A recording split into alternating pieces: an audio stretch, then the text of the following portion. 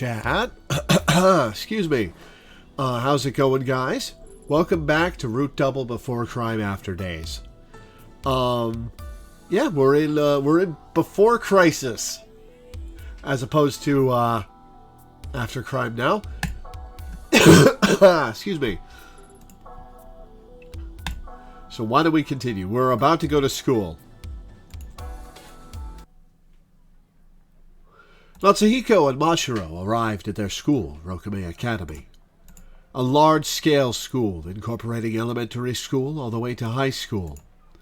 As they passed through the gate, Mashiro asked Natsuhiko a question.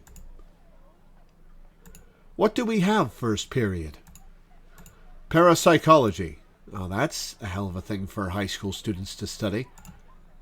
We have to move classrooms first thing in the morning?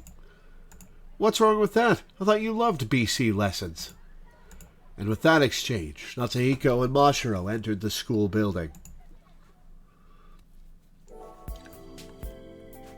Feels so weird to see a ton of people on screen. Feels so weird to see a bunch of people on screen in the background after having spent the last 30 hours in Labo? First period, parapsychology. A particularly important part of Rokume Academy's curriculum. Its lessons take place in a special BC room. Oh, hi. I guess Anna is a teacher at their school. Huh. The course teacher, Anna Tsubakiyama, stood at the podium with her pointer directed at the screen. As the ages change, so too do humanity's means of communication. This lecture again. Professor Tsubakiyama really loves this story, huh? Anna would often tell stories about BC like this. However, today's story was unusually basic information for the audience's benefit. Long ago, the humans who communicated their ideas through mere actions and gestures eventually developed the spoken word. Then writing was born, and not long afterwards, the printing press, the telegraph, the telephone, and the internet. A communication evolution, so to speak. But at the turn of the century, human communication came upon a major upheaval. Indeed, as you all know, that upheaval was the discovery of BC. Okay, so, in this canon, psychic powers were discovered officially around the year 2000. Interesting. Anna controlled the computer as she spoke. And text appeared on the screen. Beyond communication, a new method to convey ideas without the use of language as an intermediary. People of the past would simply write it off as ESP, wouldn't they? However, this is no matter of the occult. The word occult itself is derived from the Latin word for conceal or hide. Such a widely accepted phenomenon can no longer be considered part of the occult. Anna was exactly right. People who can use BC, popularly known as communicators, have made their existence known worldwide for the past 16 years or so. The historical turning point was in 2014, the year BC's existence was more or less proven scientifically. And just like clockwork, several communicators started to be born worldwide that same year. Okay, so we're in 2030, as I recall. Yeah, 16 years ago. New text appeared on the screen as Anna spoke. 2014 was the year Natsuhiko and Mashiro were born. Society transformed in many ways in the following years, but Natsuhiko was not quite sure of the details. 'Cause the writers didn't want to world build about that. I've heard humans don't remember things that don't interest them. I guess it's true. In stark contrast to Natsuhiko's listlessness, Anna continued her eloquent lecture. Now then, there are two abilities available to communicators. Well, we are really getting a remedial lesson for the benefit of the audience, huh? The first is telepathy, the ability to convey one's ideas to others. This ability was discovered directly following the Grand BC discovery 16 years ago. The second is empathy, the ability to read the minds of others. The existence of this ability was proven the following year. Quite a few of you can use telepathy, right? The number of telepathy users has been growing each year.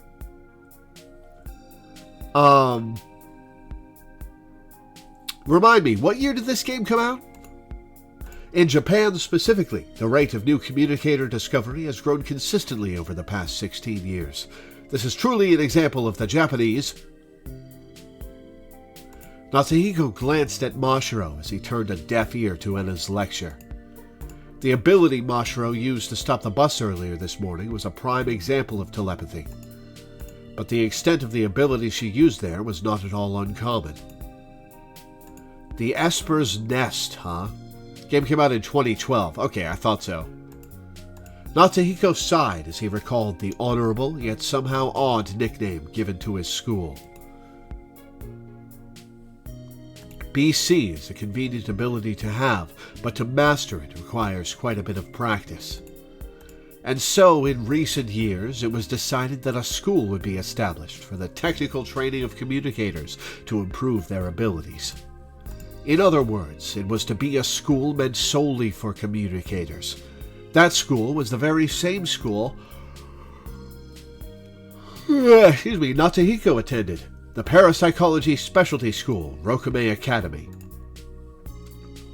Rokume Academy is integrated from elementary to high school in order to provide special education for gifted children starting at a young age.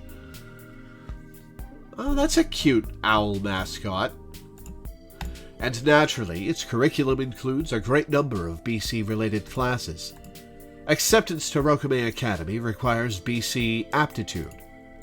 Every year, when new students enter the school, the principal makes this speech. You all have passed a rigorous selection process and may now consider yourselves part of the BC elite. Oh, great. That's a great lesson to instill in kids.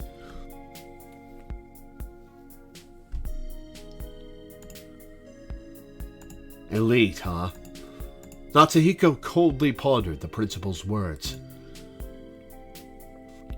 Once Natsuhiko finished his little recollection, Ena's voice finally reached him again. And actually, Japan was the first country to advance training initiatives. A grand slam for the country, if I must say so myself. As a direct result, there's been widespread... Eventually, out of the entire class of bored students, a few began to call out with wry smiles on their faces.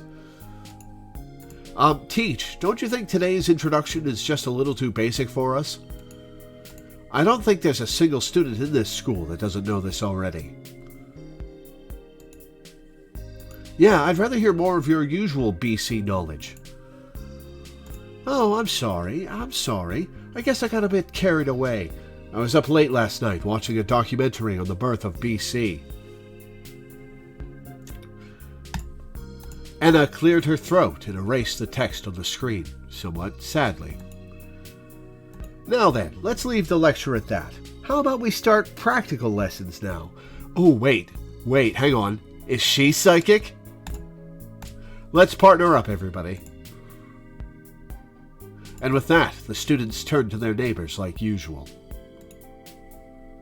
Which is why students often sat next to people they were close to in this class. Ah, so that's why they have this weird desk set up. Now then, class, start practicing. At that signal, everyone began practicing at once. And immediately, the noisy whispers of telepathy filled Natsuhiko's head. If these whispers were to reach the other classrooms, they'd be a nuisance. However, the BC room's walls used a material that dampened the conduction of telepathy, allowing the students to practice without worrying about their noise, something straight out of the SCP Foundation. Okay, guess I'll try it out too, Mashiro. Wow, why does she look so smug? When Natsuhiko turned her way and said this, Mashiro couldn't help but curl her lips into a dauntless smile.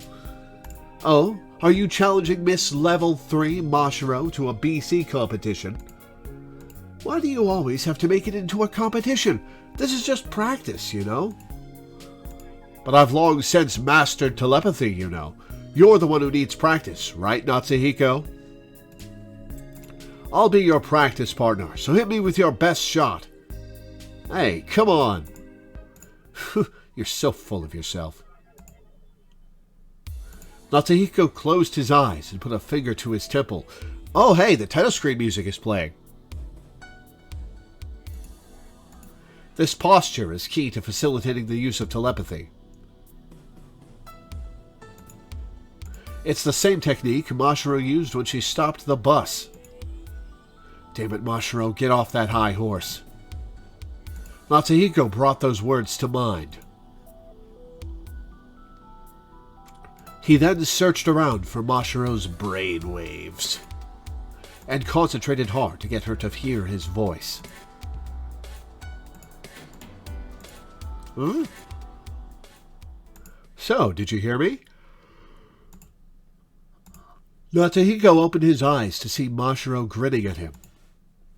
Loud and clear. You're oh so very cute, Mashiro. So lovely. Super kawaii. And such. Oh, I hate this music. I see. So whatever I think, you hear the exact opposite. Looks like we've just discovered a brand new ability. Huh? The exact opposite? Well, in any case, telepathy's just too hard for me. I still don't feel like I can do it. How'd you get into this school, then? Hey, it's too early to give up. It's not like you can expect to suddenly run before you can walk, you know? Look, it's not a simple issue of effort. I'm just not cut out for it. Natsuhiko was incapable of the fundamental of fundamentals, short-distance telepathy with a familiar target. Yeah, I bet he got in because he can use empathy then. In the 6th-level system of ability ranking, his was the lowest, at level 0. An extreme oddity for students of this school. But suddenly, a voice of concern called out to them. Oh, but I think Mr. Tenkawa's got the talent, you know. Oh, you think so too, Miss Enna? But personally, I don't think I do. Well, you're just getting in your own way.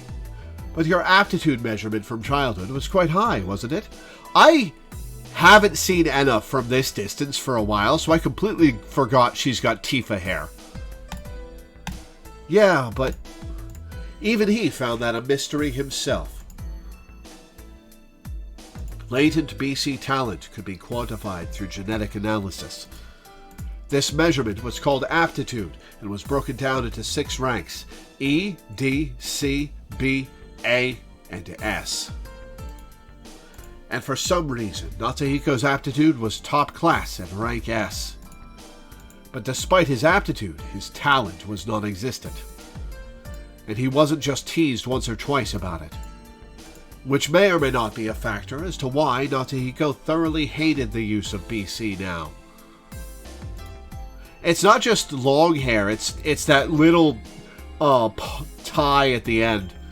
I'm thinking maybe that aptitude test was just wrong somehow.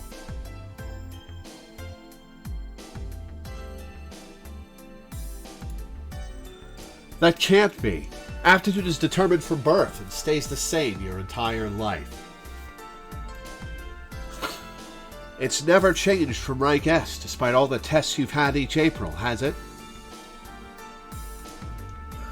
Well, guess not.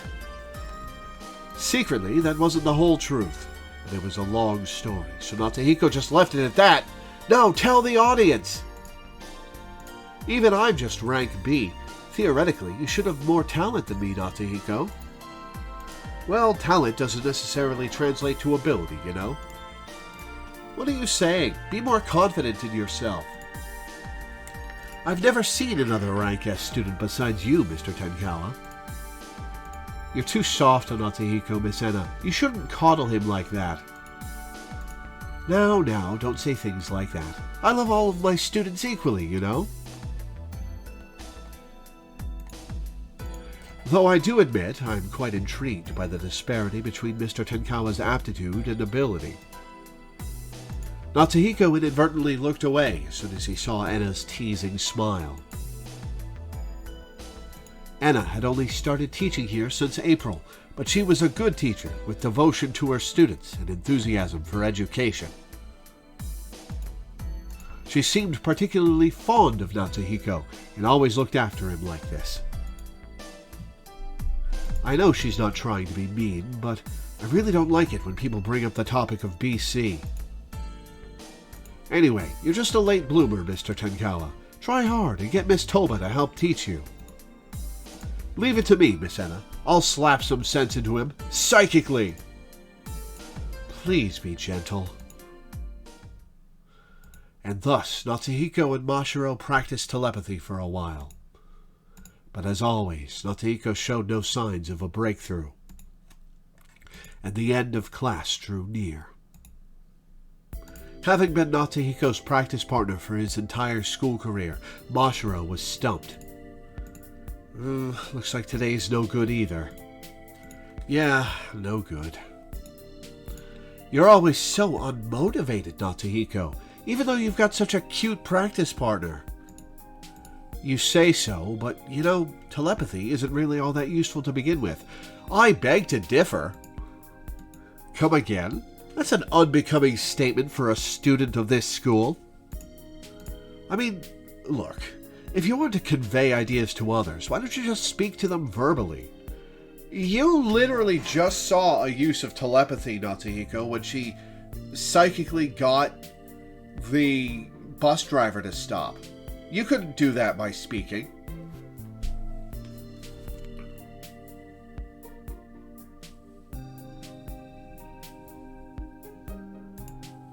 At best, you can use it to communicate with someone farther away, but you really don't get it, do you, Natsuhiko? Your voice isn't the only thing you can convey with telepathy. You can even convey thoughts and emotions that can't be put into words. I know that, but is it even really that useful? I don't get it. I'm suddenly reminded of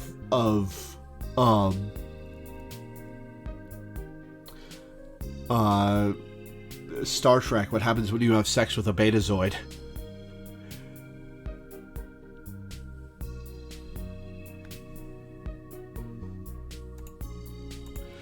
Geez, have you no sense of wonder?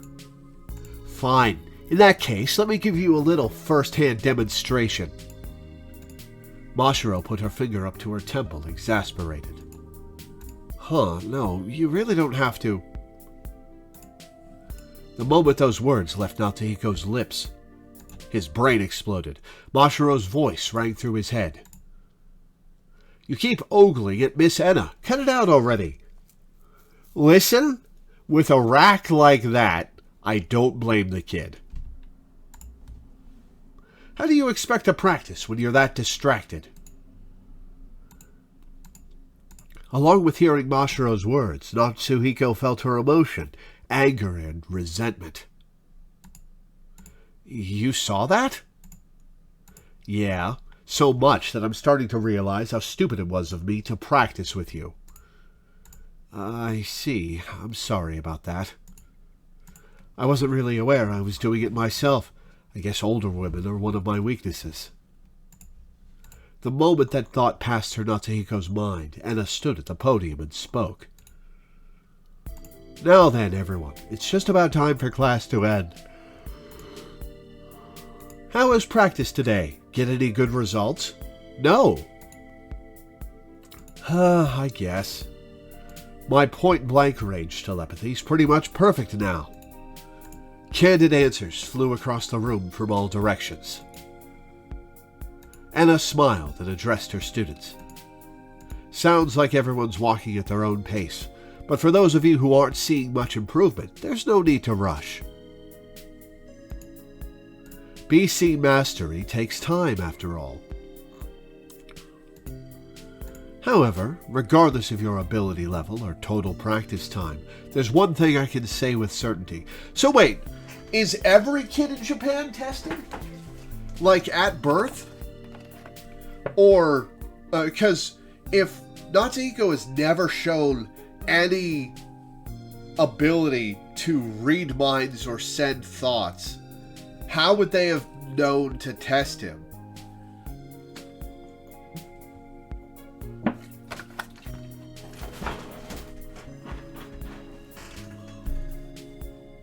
However, regardless of your ability level or total practice time, there's one thing I can say with certainty.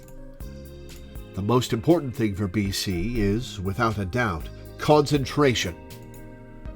Unlike the other 5 senses, you need concentration that transcends common sense if you want to draw out the 6th sense. But I am trying to concentrate. A boy who seemed quite lacking in concentration mused. Anna smiled and replied, It can't be half-hearted concentration. It's said that the concentration necessary for BC use is so extreme that it causes the 5 senses to dampen in turn. In certain cases, even vital signs like body temperature and pulse can drop. Once you reach that state of concentration, a new power will awaken in your brain, opening the door to the world of BC. I suppose he is the son of a BC researcher. It would be weird if he never got tested. Upon hearing that statement, Natsuhiko secretly thought to himself, concentration, huh? That's the one thing I lack the most of in this class. The moment he thought that was right around the same time the dismissal bell rang. Wait, was that our only class today? How long did today's class go? Okay, that's the end of today's BC class. Good work, everybody. Later, after second period, I raise... okay, so Shy. If I recall correctly, I'm supposed to keep everybody's values high, right?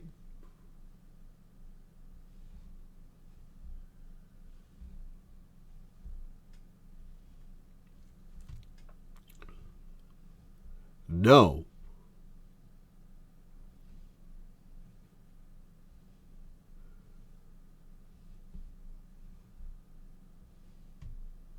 That was a slight misunderstanding. Okay. Well, I don't really want to play through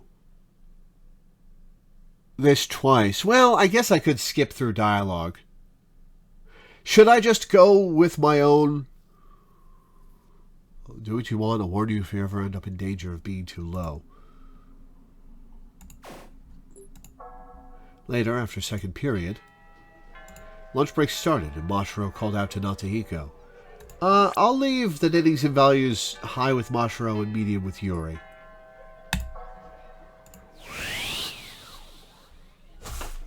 Lunch break started and Mashiro called out to Natsuhiko. Okie dokie, lunchtime. Let's eat together, Natsuhiko. Oh, sounds good. I'm starving. Let's go get ourselves some food. Though Mashiro would come to the Tenkawa residence to make breakfast, she didn't prepare boxed lunches. When she offered to do so, Natsuhiko politely declined out of his concern for appearances. Oh, right, because that's a girlfriend thing. In Japan.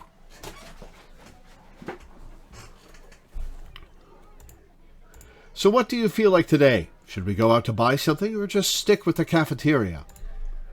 If we go now, I'm sure the cafeteria will be too crowded. So let's go out and buy something instead. Roger that. It's so weird to have people in the background. It's like a whole different art style of game.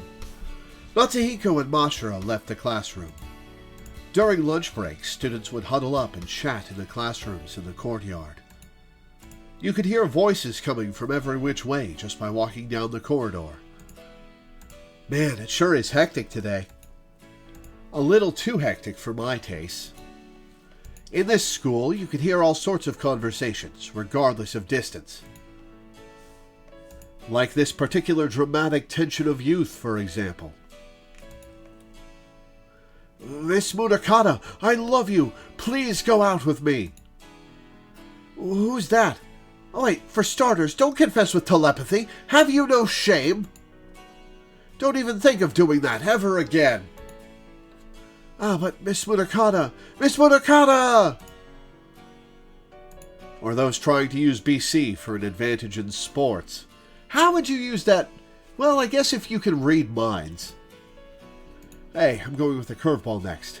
Okay, aim for the very edge of the strike zone. Guys, your telepathy's leaking. I can hear you, you know. Ah, crap, change the pitch. Go for a fork, a fork! I can still hear you, guys. Just use hand signs like normal players. Or those using untargeted BC to have their voices heard by the masses, even though they knew it was wrong. Hello, everybody. Time for a surprise concert by the Light Music Club. Plays Baby Shark in their heads for the next hour. We are Angel Kamiya and the Communicators, and today we're unveiling our new song to all you lucky people at school. Actually, a psychic concert would be a novel experience. Well, here we go. First up, it's Communication Breakthrough. Dyed the color of grapes, communication breakthrough. Oh, communication breakthrough. Oh, burning love, burning love, burning love. Shut up, I'm trying to eat here. Don't just rip off other people's songs. Your band name sucks. Or even private talks that should be best kept to oneself. Ah, look, Miss Enna's walking down the hall. Her boobs are swinging like crazy. Is she not wearing a bra? Was it really necessary to say that with BC? Was that one of those cries of the soul? Enna can probably hear you, kid. Well, I'm sure Miss Enna would get mad if she heard me. She probably did hear you. I haven't told you this yet, but your telepathy's leaking at a fundamental level. Wait, seriously? Well, yours is too. What? Many such voices rang out directly in Natsuhiko and Mashiro's brains. Oh, that must suck, to have that all the time. Telepathy is, by nature, an ability to convey one's voice to specific individuals. Imagine your thoughts as a teenager getting broadcast? Yeah, that would be a nightmare. No private thoughts to oneself. However, communicators inexperienced with telepathy often end up accidentally sending mass untargeted messages. Grand spamming carries the death penalty in the schlock mercenary universe. School sure is noisy today. You think so? It's always like this. True enough, these were familiar sights and sounds for students of this school. It's the logical consequence of attending a communicator-exclusive school, but still, reckless usage of BC isn't commendable at all. Abuse of untargeted telepathy was prohibited, as it was an issue of bad manners. But said prohibition was not necessarily upheld, however. Just then, as if to answer Natsuhiko's prayers, an announcement was broadcast school-wide.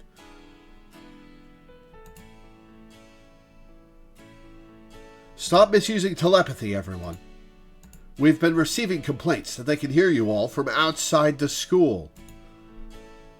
And immediately after the announcement ended, the BC traffic around the school came to a screeching halt. They probably have to make that announcement every day. Silence at last, huh? Jeez, the telepathy was leaking all over the place. The school's full of amateurs. Somehow, after what happened this morning, I don't think you should be talking. And with that conversation, Natsuhiko and Mashiro left to buy food.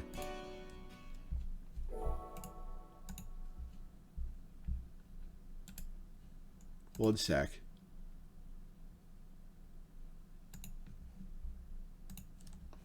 And after the end of an eventful lunch period, afternoon classes began. Afternoon curriculum included modern language and politics and economics.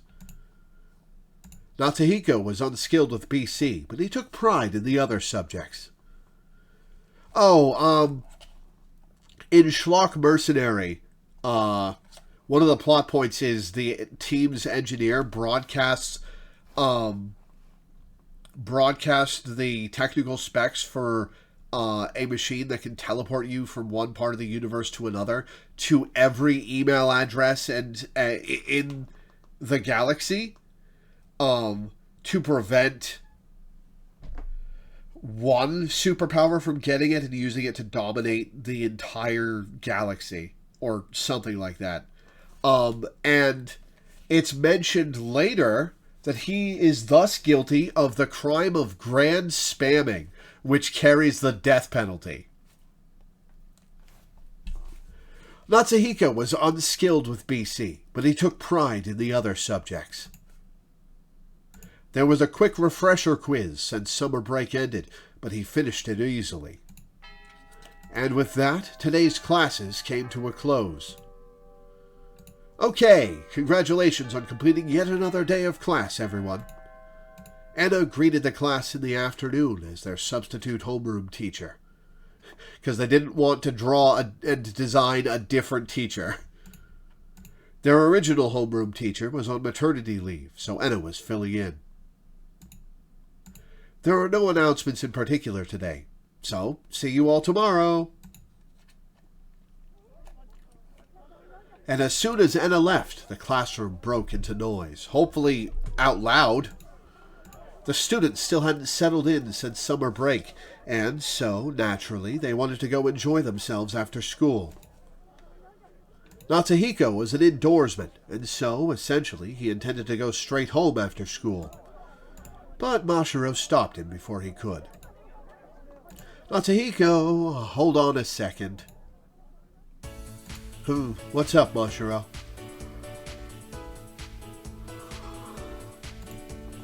We ran out of groceries. I'll go buy some more, so come along with me. Huh, already? Well, okay, let's go then.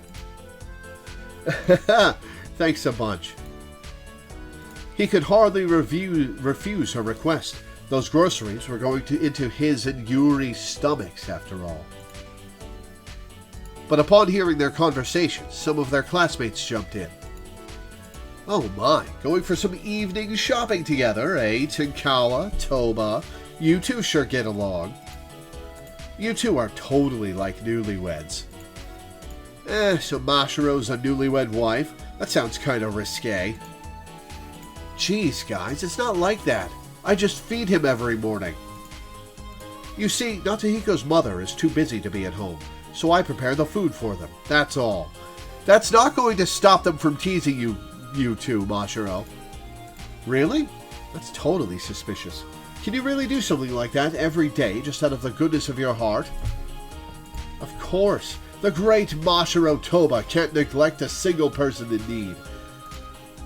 Mashiro's declaration only incited shrill squealing from the girls, and it made Natsuhiko uncomfortable. That's enough. Let's go, Mashiro. Huh? Well, wait a second, Natsuhiko? Natsuhiko pulled Mashiro by the hand as if to escape from the classroom. Look, Mashiro, we've been in this class for half a year now, you know? And save... yes. I will leave Mashiro's dating sim value high. We've been in this class for half a year now, you know? Everyone knows our circumstances. They're just teasing us, so there's no need for you to take everything they say seriously. Huh, really? Mashiro responded as if she had never considered the thought. Jeez, you really are dense, you know. Natsuhiko lightly karate-chopped Mashiro on the head, flattening her a hoge. Ow, that's mean, Natsuhiko. How could you say that? Actually, I'm thankful for what you do. It's just, if weird rumors spread about us, it would be a pain for you too, wouldn't it? It really seemed as if Mashiro knew nothing of the situation. Ah, she's really such a kid. Natsuhiko sighed silently. Why can't she just avoid their questions with some non-committal answers? Well, that would be more suspicious, Natsuhiko. Natsuhiko was one to conduct himself well in the class. He had a fair amount of friends, and nobody in particular hated him. It was for that reason that they were able to tease him like that.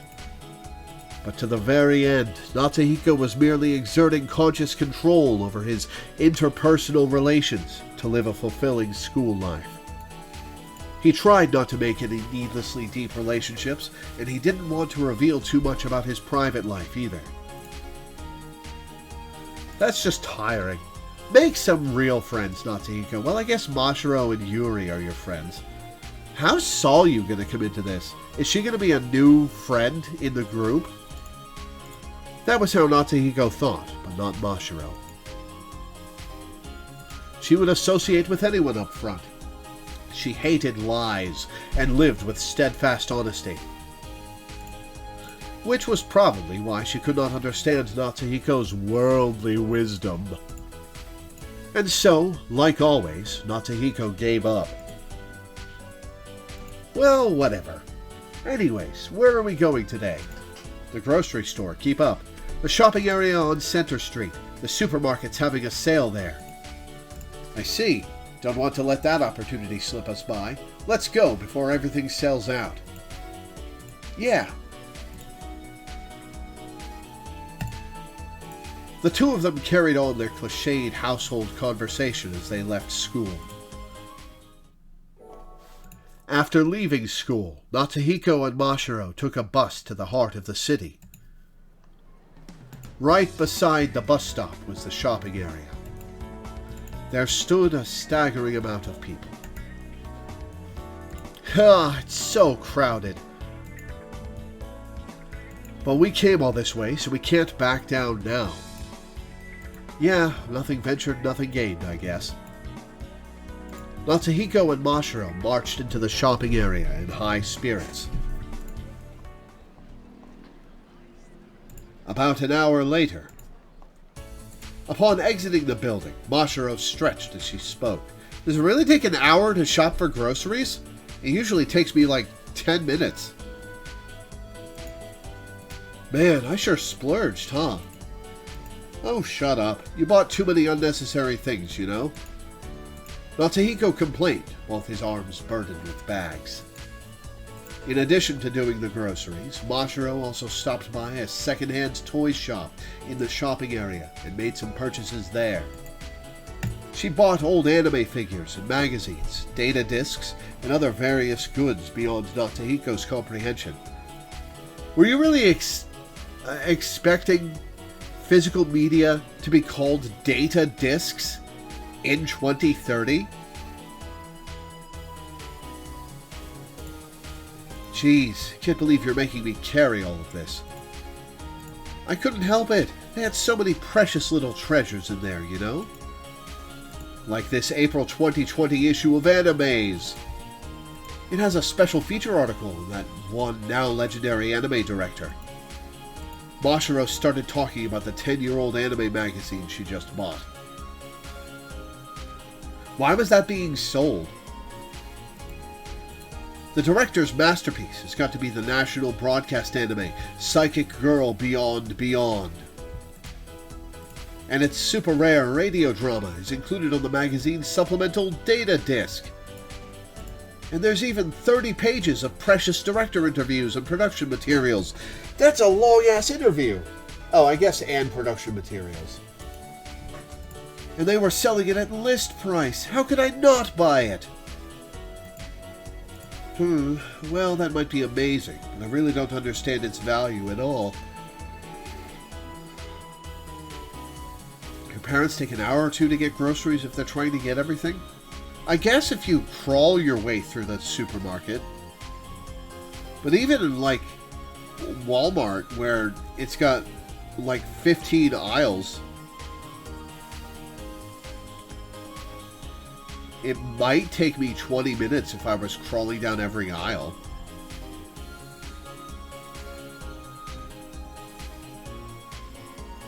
I just don't want to be there. I want to get my food and go home, I guess.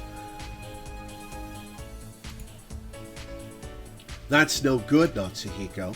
You cannot see the treasure that lies before your eyes, and that is what makes you a truly sad human being. What's that supposed to mean? It's a famous quote from Bayo Bayo in Anime Episode 13. Oh, I see. Not that I care.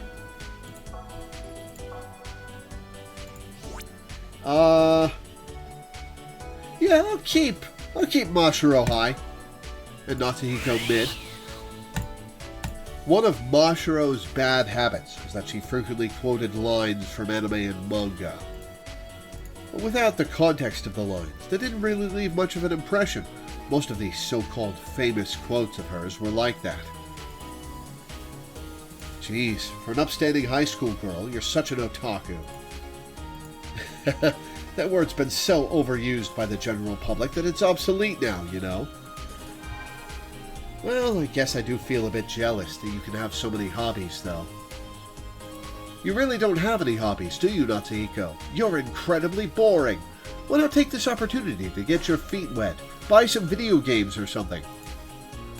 I think it'd be fun to teach you everything there is to know about manga, movies, games, and anime. You don't have to teach me everything. Even I know a little bit. I have watched anime back when I was a kid, you know. Why just stop? Like Esper Suit Beyonder and, Beyonder. So all you know is Beyonder. Well, you did love it when you were a kid. Though I still don't really watch that sort of stuff anymore. I mean, it is just for kids, after all. How sad. You've forgotten your inner child, haven't you, Natsuhiko? Natsuhiko smiled wryly at Mashiro's disappointment. She really got along with Natsuhiko as if she were an easygoing boy his age. But she also had the disposition of a caring elder sister, and it wasn't uncommon at all for her to help him out. She's a good kid. The only troubling thing about her is her otaku hobbies. Her natural boyishness seemed to have guided her in an increasingly peculiar direction as the years went by. Man, they are going in on their primary player base right now.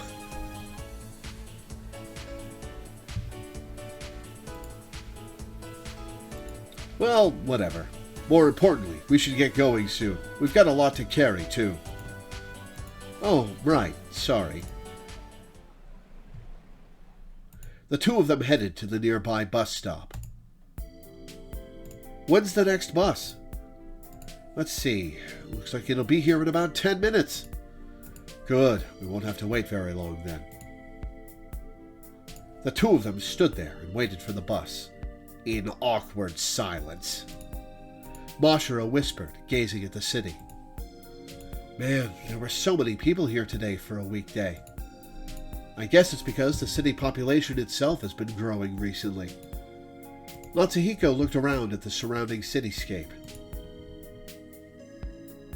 Rokume City was a small provincial city.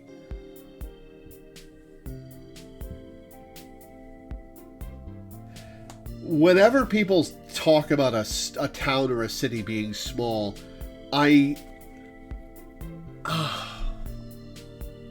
it always rings so hollow to me because I've lived in a town with 3,000 people in it since I was a kid, with only short breaks.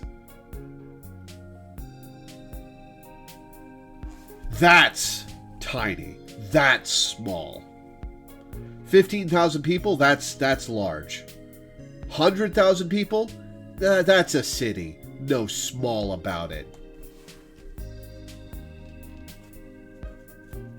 Rokume City was a small provincial city. However, it was home to more than 300 research facilities and over 10,000 researchers. It was a research university town, leading in Japan's cutting-edge science. The facilities covered a broad range of topics, some key examples being nuclear power, biology, physics, medicine, life sciences, environmental science and technology, space research and development, always worthy, natural disaster prevention, computer science, materials engineering, laser engineering, clean energy. Oh my god, it keeps going on. Nanotechnology. And finally, BC. Tokyo is the largest city in the world, so I guess it's relative, but isn't Tokyo like 30 cities in a trench coat, though? Well, I guess New York City is like 5 cities in a trench coat, too.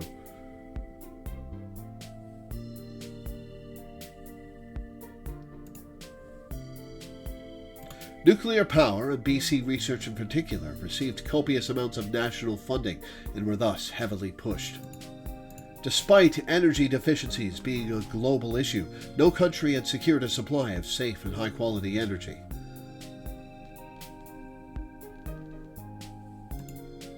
Traditional nuclear power generation had been carried out worldwide until the early 21st century, but was no longer acceptable. Well, it should be. Nuclear power is our best option for sustainable green-ish energy.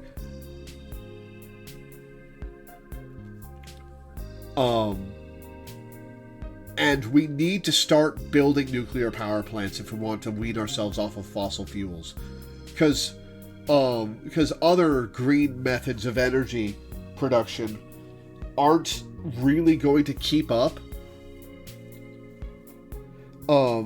And often in little ways, right? Like, I live in Maine, and electric cars have a 50-50 chance of even functioning in the winters here. And I'm just at the northern tip of the contiguous 48. If you get up into Alaska, electric cars in the winter are just a no-go. You have to have fossil fuel cars. And this push to prioritize electric cars, while it's green for most places, doesn't really take into account the necessities of the northern states. And that's just an example of the nuance of this stuff. I don't think it's a good idea to put nuclear-powered batteries in cars yet.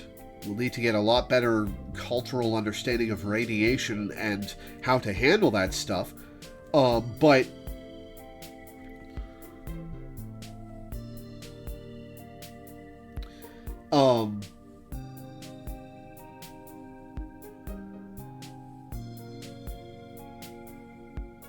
Yeah.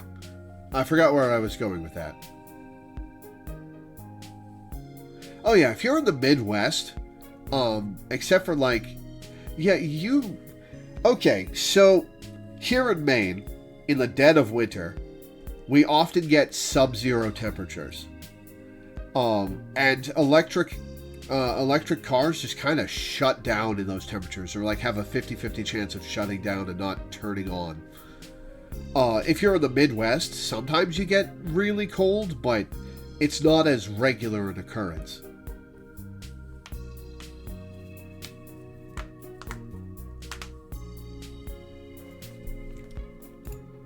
Innovative results, including the quick implementation of nuclear fusion, were expected. And for that reason, both the government and the researchers fervently focused on nuclear power research. BC, on the other hand, garnered focus for a completely different reason. BC research was still an extremely undeveloped field, full of uncertainties in its underlying theories. But the unknown cannot be left unknown for long. It was uncertain in which ways research would progress, but it was said that the possibilities were endless. So from a scientific perspective, the secrets of BC had to be unraveled post-haste. I realized I just started going, electric power isn't going to keep up with our power needs, and then I jumped to a relatively unrelated point, but that was just my brain going along the train of thought. So, I'm not using cars as proof that electric power doesn't work. Electric power is fine, it just, we need more power than electric really generates.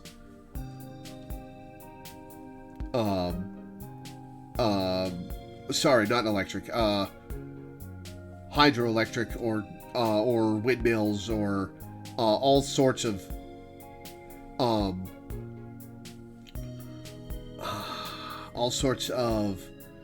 green energy sources. Man, I'm tripping all over myself with this subject. Never mind, ignore me. I'm just griping about the lack of nuclear power. Well, one last thing. You can fit the entirety of the amount of nuclear waste that the world's nuclear power plants have created over the last 70 years in like one cave in Nevada. And it sucks for that particular cave. You gotta contain it properly, but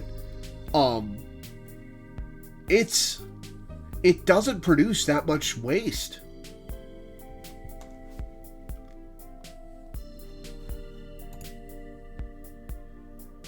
And to that end, both BC researchers and communicators alike were treated favorably in this city in terms of taxation and the like. Likewise, Natahiko and Mashiro both were beneficiaries of such efforts. So do you think the number of communicators has grown too? Seems so. You gotta admit, this is a nice city for us to live in.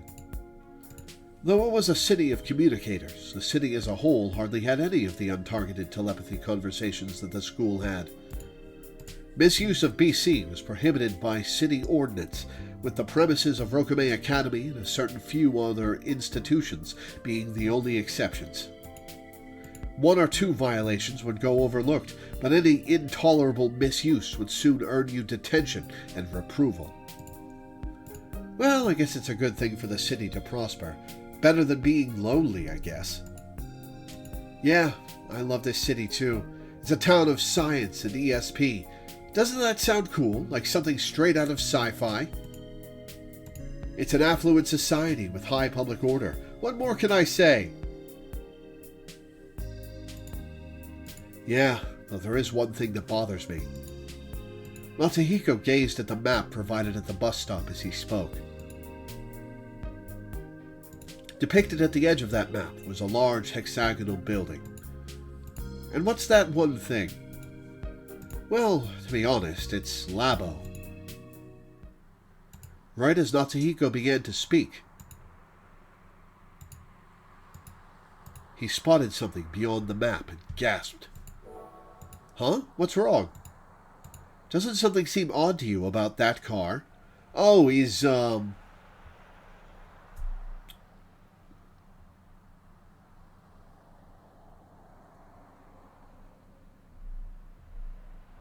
Wow, how did his name fly out of my head? Okino. Is Okino about to crash into their bus stop? Natahiko had caught sight of a car weaving back and forth precariously out of its lane. It strayed off the road and started heading towards Natahiko and Mashiro at the bus stop. Ukita. Why did I get Okino? Right, Okino's from 13 Sentinels. Mashiro! Yeah? Right after Natahiko pulled Mashiro by the hand, the sound of an intense impact rang out. The car had crashed into the roadside trees right beside the bus stop. But that still was not enough to stop the momentum of the car, which then started to spin out. Only stopping once it collided into a streetlight. Mashiro, are you okay? I'm fine. But the driver...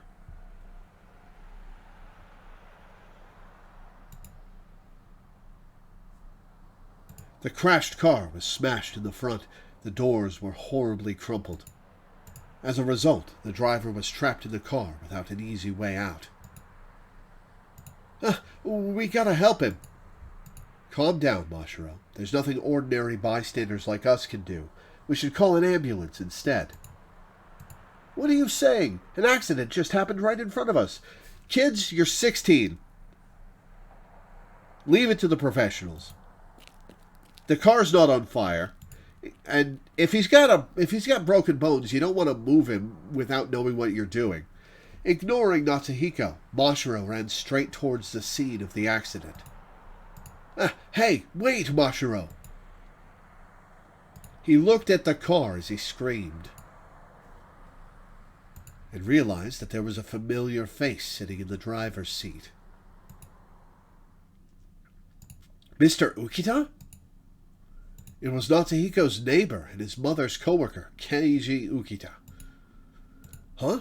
Mr. Ukita, are you okay? Ugh. Ukita had no conspicuous injuries. However, he appeared to not be fully conscious, perhaps due to a concussion. What? An accident? That hardly happens in this city. Onlookers gathered all at once. Mashiro yelled, ignoring them. Please, hold on. I'll get you out of there right now. But then, an odd dripping noise could be heard mixed in with Mashiro's voice. Oil and a noxious scent could be smelled wafting through the air. Gasoline? The impact of the crash had caused gasoline to leak and start evaporating. In this day and age, most passenger vehicles were electric. This particular car, however, was a hybrid, a dying breed. If the impact of the crash were to start a fire, there'd be an explosion. Mashiro's gonna get caught in it. The moment that thought crossed Natsuhiko's mind, something snapped in his head. Sudden telepathy? Get away from there, Mashiro. There's gasoline. Mashiro reflexively jumped back upon hearing that thunderous voice. No, not just Mashiro. All the onlookers shrank away with looks of surprise on their faces. Even Natsuhiko himself was surprised. That mental voice stopped everyone in a visible radius in their tracks. Natsuhiko's telepathy reached the minds of everyone. But this wasn't the time to be surprised. That's right, gotta call an ambulance. Natsuhiko took out his PDA with that in mind. Do they still use PDAs in Japan? Like, wouldn't the kid just have a cell phone? He brought up the phone function and dialed 119. Is that the actual emergency number in Japan? Or are they just going the opposite of 911?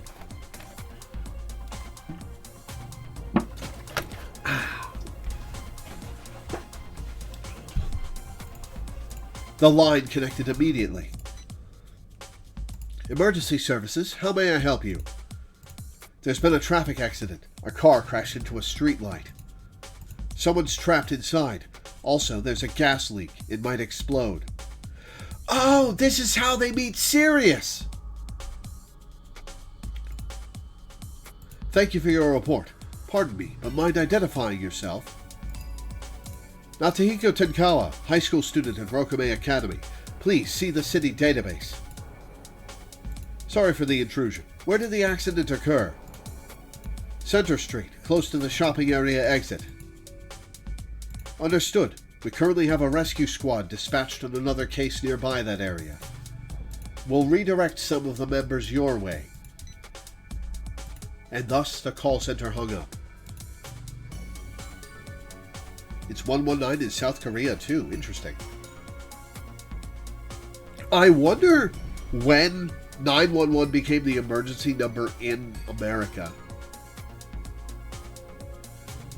And I wonder if it's 119 in Japan and South Korea because it's 911 in America. Like if they deliberately did that 911 backwards. That seems a big coincidence. When Natsuhiko put away his PDA, he found Mashiro had come up beside him. Natsuhiko, was that BC? Yeah, I guess. Natsuhiko answered ambiguously. He never expected that he could have used BC himself, because he hadn't ever used it before in his entire life. Why do I get the feeling that was a particularly strong use of telepathy? Well, more importantly, what about Mr. Ukita?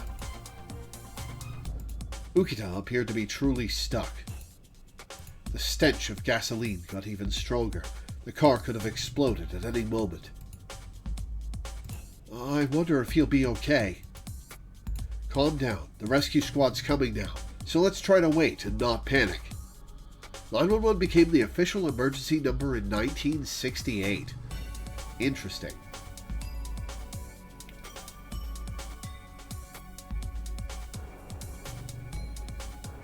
Only 56 years. Wild.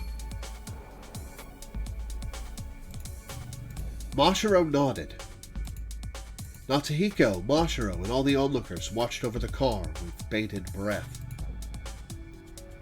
And soon enough, the sound of a siren could suddenly be heard. At its source was an ambulance and a long red vehicle like a fire truck. The two cars stopped by the scene of the accident, and out of the red truck jumped two women. "Hey, June and Kazumi, is this the scene of the accident?" "Yeah, no shit, Kazumi." One of the women shouted and looked at Natsuhiko. Based on their orange uniforms, they appeared to be rescue workers.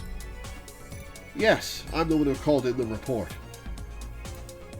"Understood. Please, stand back. It's too dangerous." Crossover episode, yeah. "Please hurry. The gas. Mr. Ukita." "Relax. We're on the scene." "Okay. Come on, Mashiro. Let's back away so we don't get in their way." "Right." Natsuhiko grabbed Mashiro by the hand and took her further away from the scene of the accident. The rescue workers' voices rang out. "Moribe, what's the situation?" "No sources of fire in the area. Lots of gasoline vapor, though." "Then let's hose it down. Suppress the static electricity." "Roger." Ukita drowns. A male squad member's voice added to the noise as well. "Dojima, get the engine cutter ready. Hiyama, get the air jack." "Roger." "Open the door as soon as the hosing's done. First aid, get the stretcher ready. Stat." He bellowed out commands at the scene of the accident. And after the hosing was done, they wrenched open the car door with something resembling an electric saw and a jack.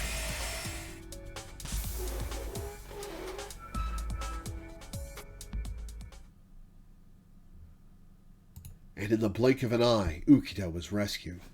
Okay, so they had all met Ukita before the Labo incident. "Alrighty, you're safe now, sir." Thank you." "Whoa!" The onlookers cheered. The female squad member smiled triumphantly as she laid Ukita down on the stretcher.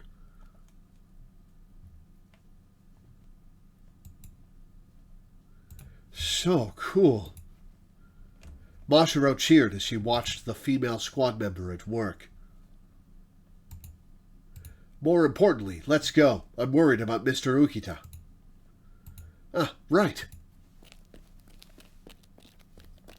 Natsuhiko and Mashiro rushed up to the stretcher the rescue squad was carrying. "Mr. Ukita! Are you okay?" "Huh? Oh, Natsuhiko, Mashiro." Ukita got off the stretcher once he noticed the two of them. "Wait, sir, please stop. We need to take you into the ambulance." "I'm sorry, but please let me talk to these kids for a second." "The kids can walk up to you on the stretcher, Ukita." The squad member hesitated for a second, but then nodded reluctantly. "You sure? What about your injuries?" "I'm okay. My ribs hurt somewhat, but I can manage." "Thank goodness. You had us worried." "Anyway, was that your telepathy back there, Natsuhiko?" "You heard that while you were half conscious, huh?" "Yeah, probably. That's the first time I've ever used it, though." "I see. So what about it?"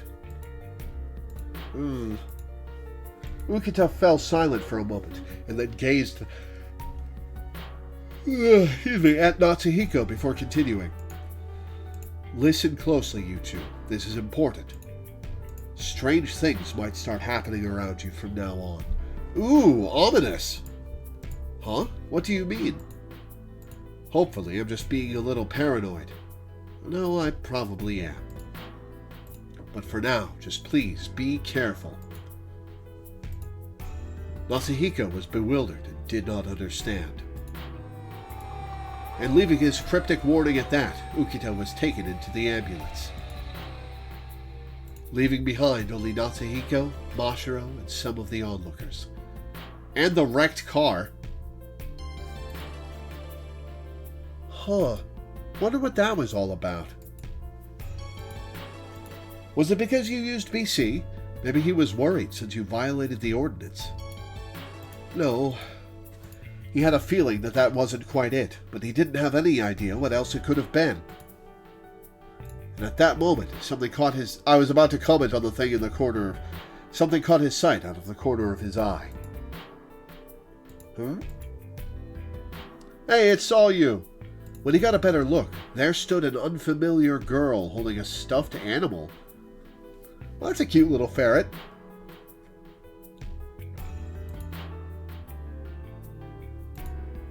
She was standing among the dispersing onlookers from a distance, looking directly Natsuhiko's way. Is she looking at the accident? No, at me? Okay. Let's keep Salyu's decent value high.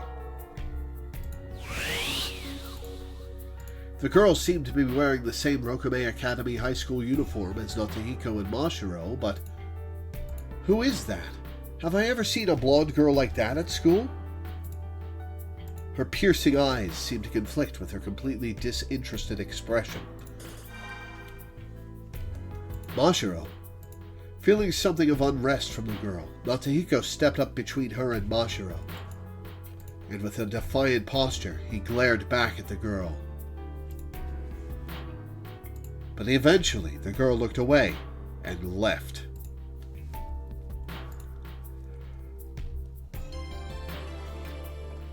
Mashiro, you okay? Huh? What do you mean?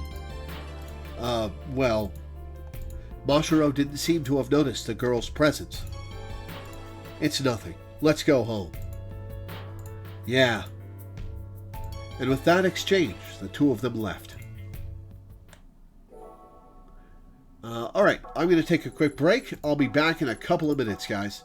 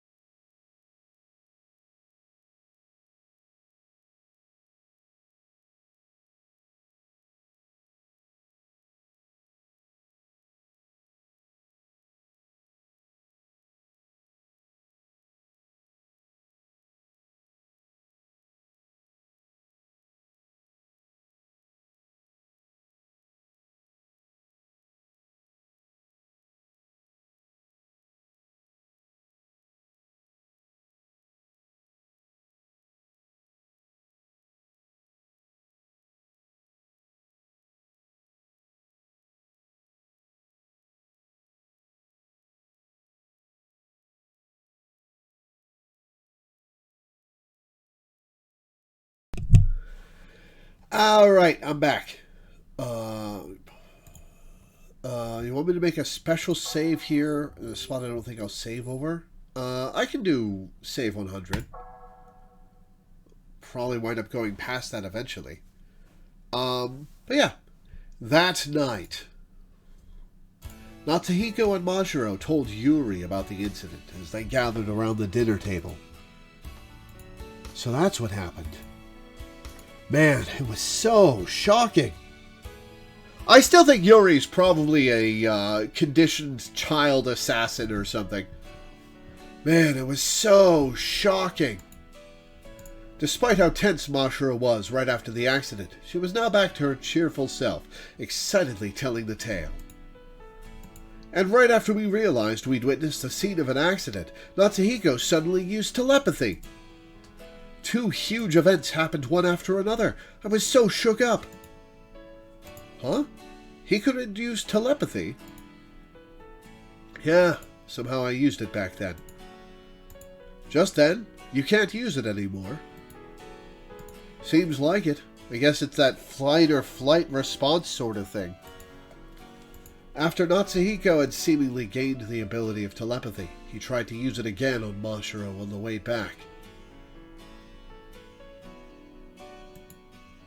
But Natsuhiko was unable to send even the feeblest of messages, much less reproduce the large-scale telepathy he used back then.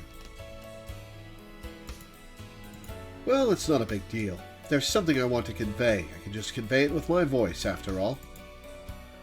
Man, you really don't have any interest in BC, do you? I mean, you usually don't even cry sour grapes over not being able to use BC. Well, I don't see a problem. Talking's more fun anyway. Got that right. Looks like the BC Challenge got to stick up for each other, huh? Now you're making me feel like the odd man out. Just as Majiro implied, Yuri was completely incapable of using BC as well. She had rank C aptitude, but hadn't practiced much at all. Yuri didn't seem to like BC all that much either, so Natsuhiko quickly tried to change the subject. But still, today sure was ridiculous, huh? It's really rare for accidents to happen in this city. Sure is. I wonder how Mr. Ukita still got into an accident, though. Probably drunk. No big deal. Beats me. Maybe there was a system error in his car's ADS? Rokume City was the first city in the nation to adopt trial runs of ADS, that is, automatic driving systems, which are a terrible idea. Cars inside the city were all equipped with that system. You just entered a desired address, and your car safely took you to your destination. But I thought ADS failures were exceptionally rare. I heard they have an accident rate of only 4% compared to human drivers. Meaning it's still not 0%, right? Well, yeah. I guess you still can't expect perfection, even if you rely on computers for everything. Despite data suggesting automatic driving to be far safer than human operation, it sure isn't. There was still something about it that seemed unreliable. And when Yuri heard this discussion, she muttered in a trembling voice. It really is scary outside, isn't it? Natsuhiko twitched at her statement. But without revealing so much as a hint of that gut reaction, he smiled at Yuri and reassured her. It's okay. There's nothing for you to worry about, Yuri. If you just relax at home, you won't get into any danger. It was 2012. People still had optimism about this stuff? Yeah. I mean, eventually the technology will be good enough to implement, but it's very much not there yet.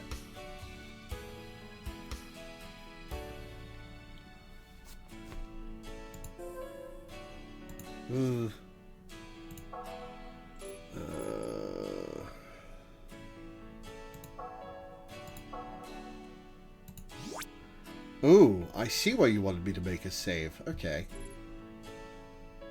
Natsuhiko Tenkawa. Natsuhiko Tenkawa. Let's raise Yuri's dating sim values and lower Mashiro's a bit.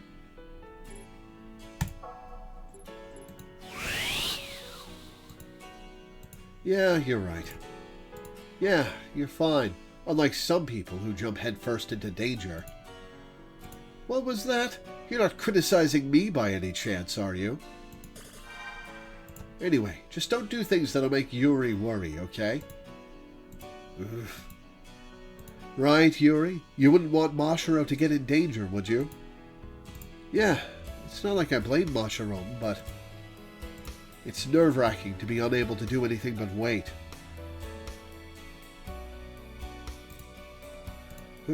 Well, if you say so, Yuri. Mashiro politely drew back. She always heard Yuri out. Well, I'm sorry I worried you. But you know, you used to leap into danger a lot when you were young too, Natsuhiko. Huh? Well, I guess. Natsuhiko found himself at a loss for words in the face of that embarrassing point. Yuri smiled and started speaking again. That's true. Hikarin used to be a mischievous boy, too. Whenever he found danger, he'd happily leap into it. True, I guess I was like that in the past, but as Natsuhiko answered, he recalled his childhood days. A scene about a decade old. Back in those days, Natsuhiko was something of a leader among the children. If there was anything interesting, he'd leap right into it without any regard for danger. If he saw a kid getting bullied, he'd go through any lengths to protect them, even if it meant facing a bully bigger than him.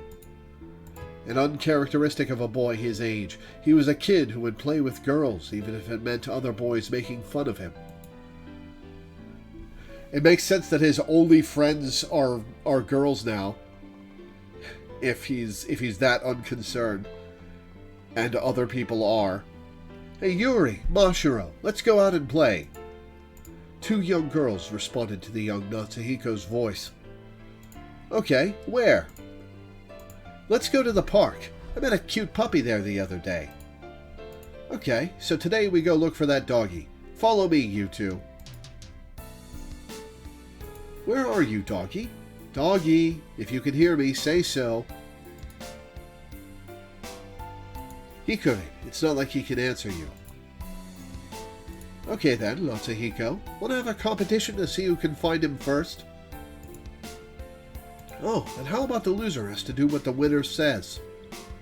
Okay, Yuri is 5 or 6. Wait, no, isn't she 17?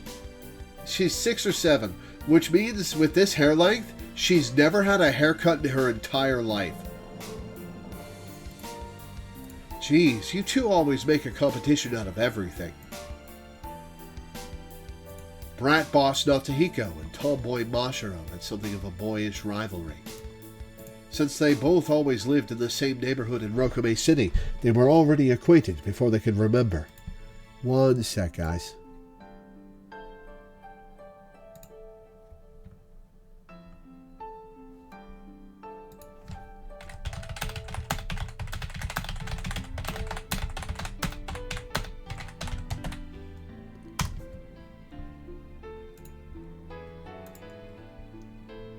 Sorry about that. Realized I hadn't sent a message that I needed to send. Remember a kid close to a neighborhood I lived at who had a snake? The coolest thing as a kid, yeah. Very, very cool animal to have when you're a kid. Very cool animal to have when you're an adult, too. Snakes are cool.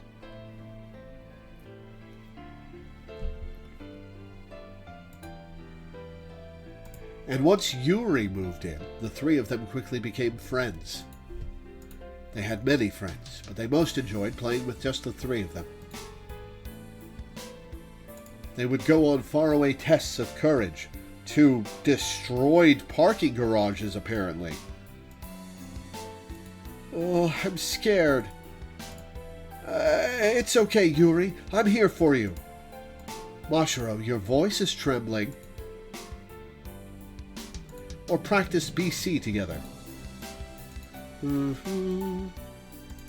It's no use not to go. I can't do telepathy. Excuse me.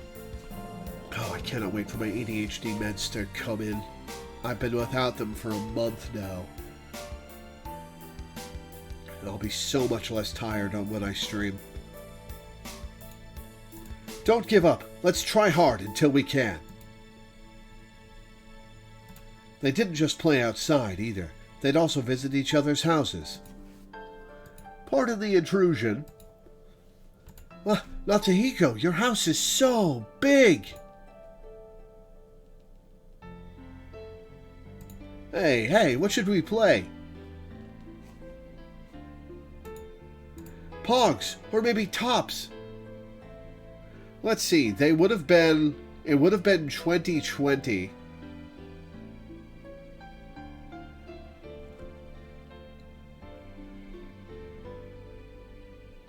Did Pogs make a resurgence around 2012?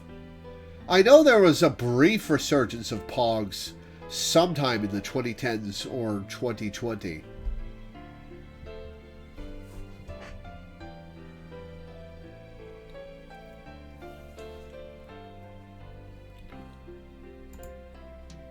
That's so old-fashioned, Natsuhiko. Let's watch anime. Beyond Beyond is airing right now. How about we all read a book together? I'm sure the professor has lots. Then we can play with Tops while we watch anime and read a book. Focus! One thing at a time or you won't absorb anything. We can't do all that at once. That's so greedy, Hikarin. Yuri was 2 years older than the other two, but the age difference was inconsequential. Their hobbies and personalities were all over the place, but the three of them were always together. As long as they were all together, they had fun no matter what they did.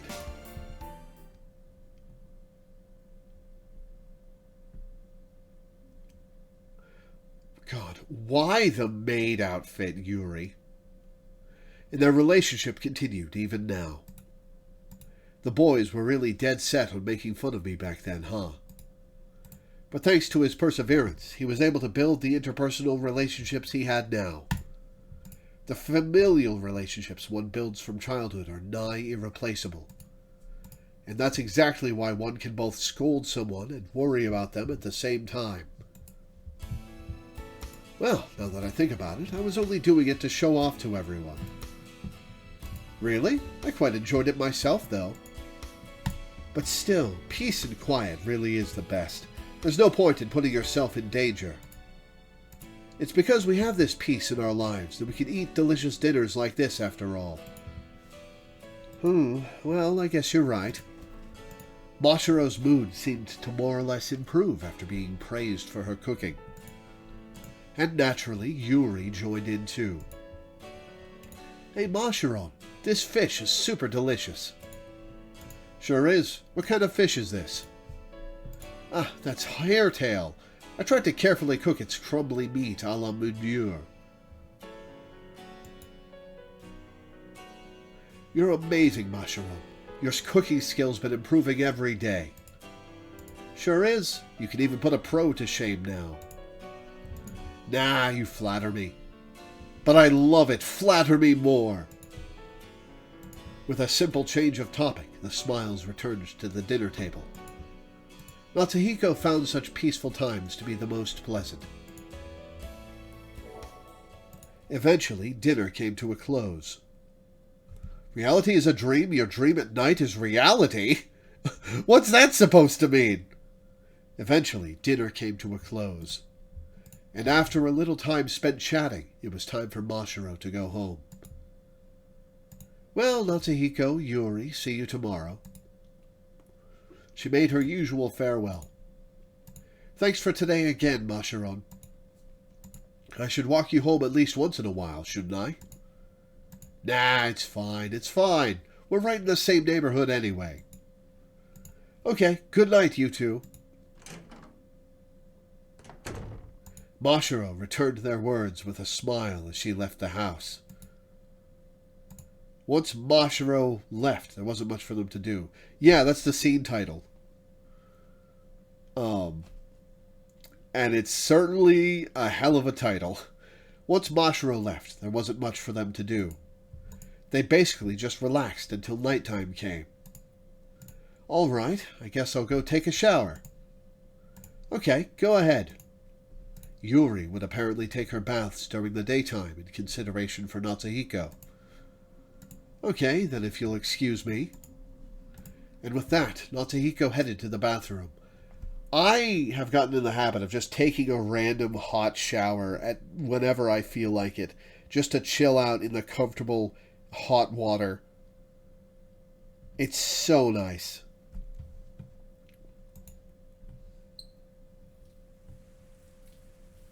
After a simple shower, he brushed his teeth and went back to the living room.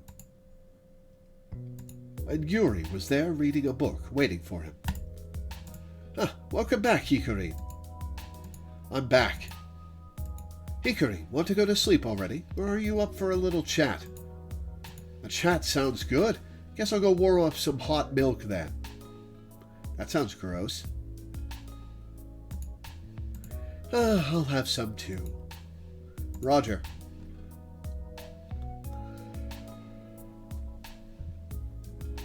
Excuse me. Natsuhiko answered affirmatively and headed to the kitchen. Both Natsuhiko and Yuri loved hot milk. Natsuhiko warmed up hot milk for two and returned to the living room. Here you go. Thanks. Natsuhiko and Yuri sat on the sofas surrounding the table. How'd you spend your day today, Yuri? Well, I did a little knitting. Now that she mentioned it, Natsuhiko remembered that Yuri had started knitting this summer. To make presents for Natsuhiko and Mashiro, apparently. Oh, how's that going? I don't know. Hopefully I'll be done by winter. I'll look forward to it then. I'll work hard to meet your expectations. Yuri smiled upon hearing Natsuhiko's reply. Natsuhiko enjoyed spending time having a quiet conversation with Yuri after Mashiro went home. Oh, also, I read 2 books today, and I got started on the 3rd. Wow, you're blitzing through those, okay. Oh, what kind of books? Picture books. The first one was by a South American author, a wondrous tale following a certain family from prosperity to downfall. The second one was an anthology focused on the theme of dreams. One story was about a man who waited for 100 years after a woman died. I see. So the keywords were stuff like dreams and illusions, huh? Or perhaps even solitude and promises, maybe. Yuri was quite the bookworm. She wasn't picky about genres either. She made sure to read at least 1 book a day, regardless of genre. And at the end of the day, she'd give Natsuhiko her impressions. Incidentally, the woman had this wonderful line. Will you gather the falling fragments of the stars and place them on my grave? And will you wait for me there in 100 years? Do so, and I'm sure we will meet again. Now that's just crazy talk. But in reply, the man said, without any hesitation, that he would wait for her, and he really did wait for her, alone, for 100 years. Man, that's a shitty thing to do to somebody. Say, wait for me for a century. Have no life, have no other loves.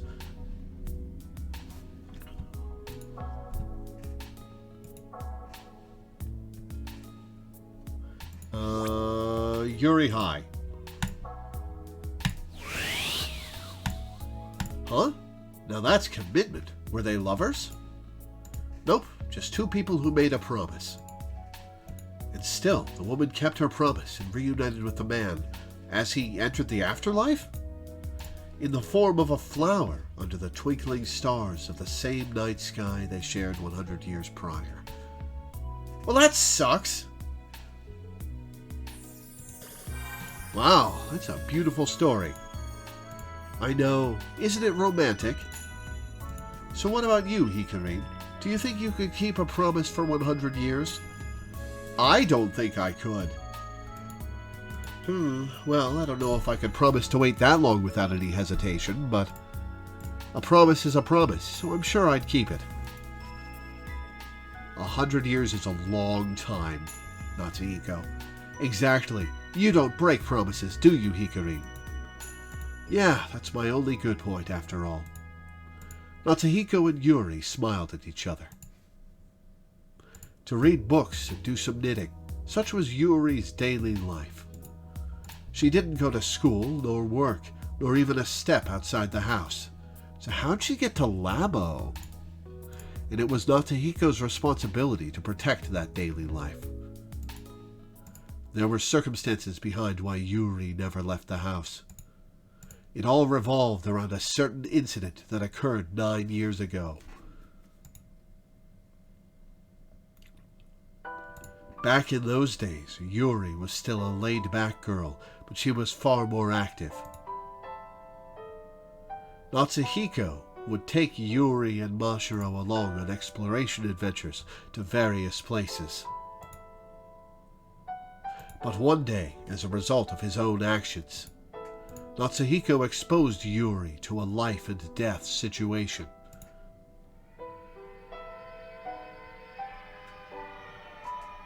Burned into Natsuhiko's memory was a fire.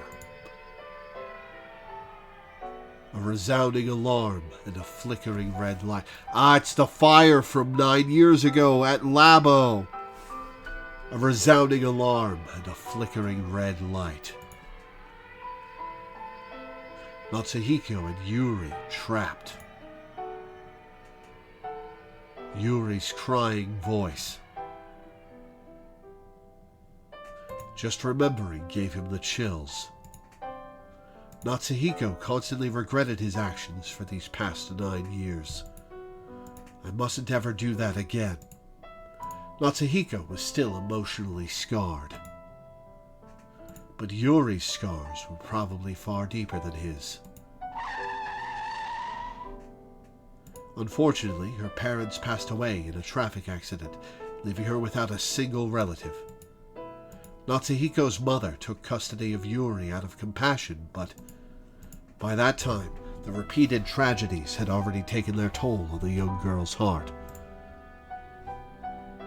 Ever since that day, Yuri was extremely afraid of going outside and shut herself up in the house.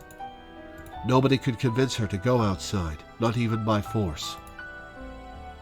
Hey, Yuri, why not try going outside? No.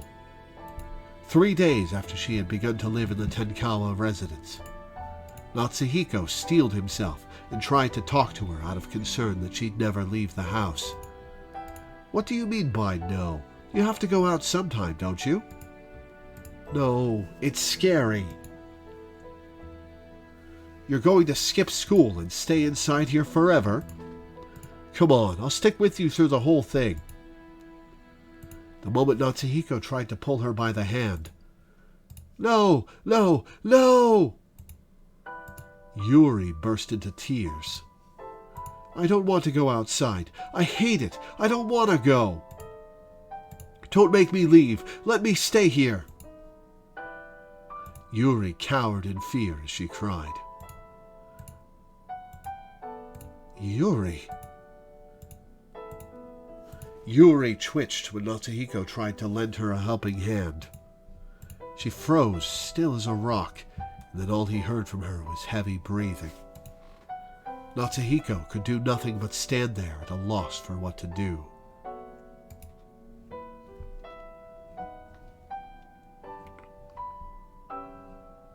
Day after day after day, nothing changed. She would cry, she would suffer migraines, she'd have difficulty breathing. Her fear of the outside was so strong that it resulted in physiological issues. A year later, Natsuhiko gave up trying to make Yuri go outside entirely. He was afraid he'd break Yuri's heart. And without Yuri ever going outside again. 8 more years passed. PTSD, huh? Post-traumatic stress disorder, a psychological condition stemming from extreme situations like life and death experiences. Yuri still suffered from PTSD today. Her symptoms included flashbacks or nightmares about her past experience. She tended to avoid the things that served as the sources of her trauma. A panic disorder also accompanied these symptoms. It was classic PTSD. I can tell you anxiety disorders are no fun. I changed her. Yuri merely lived a quiet life within these walls without ever leaving the house. It hurt Natsuhiko's heart to think about her situation. But Yuri was keenly aware that it distressed him, and so she would always look at him with a compassionate look on her face. "What's wrong, Hikurin? You got quiet all of a sudden." "Oh, just thinking about how you can't leave the house, as I do every day that you don't leave the house." "Are you thinking about the past again?" "Huh?" "There's nothing you have to worry about. I get to live here now, and you're so kind to me, too. I've got you, and I've got Mashiron, too. Every day is fun, so you really don't need to worry about me." Yuri spoke with a gentle smile. A very clear and somehow ephemeral smile. Indeed, despite her fragile heart, she was perfectly willing to let Natsuhiko stay by her side. And so, in turn, Natsuhiko vowed to always live up to that smile. It's my duty to stay by her side and watch over her. Oh man, she's going to leave the house for the first time to go to Labo, and it's going to be another disaster there. Oh, this poor girl. His bond with Yuri made his friendships with his classmates seem almost inconsequential in comparison.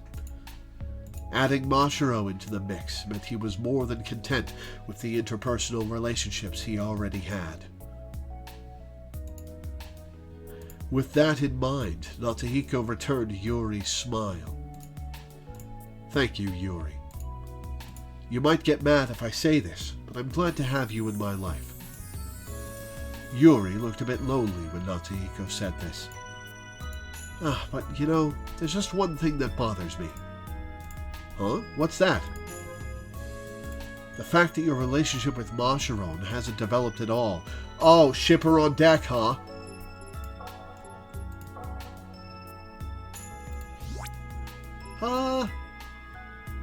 I'll raise Mashiro's dating sim values here.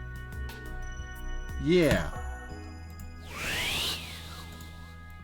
Am I, getting in the way between you two? What does Mashiro have to do with all this? Well, Mashiron's such a lovely girl. She's a great cook, and she's so nice to you, too. What are you even talking about? It's not like she's only nice to me, you know. Natsuhiko rushed to find an excuse and avoid giving Yuri the wrong idea. Her motto is, I can't overlook anyone who's in need, you know. She's just naturally kind, that's all. Are you sure about that? I'm sure. Besides, she said she's not interested at all in guys, hasn't she? She even said, if I had to say, I'm more interested in girls, I guess. Oh, I'm not so sure about that.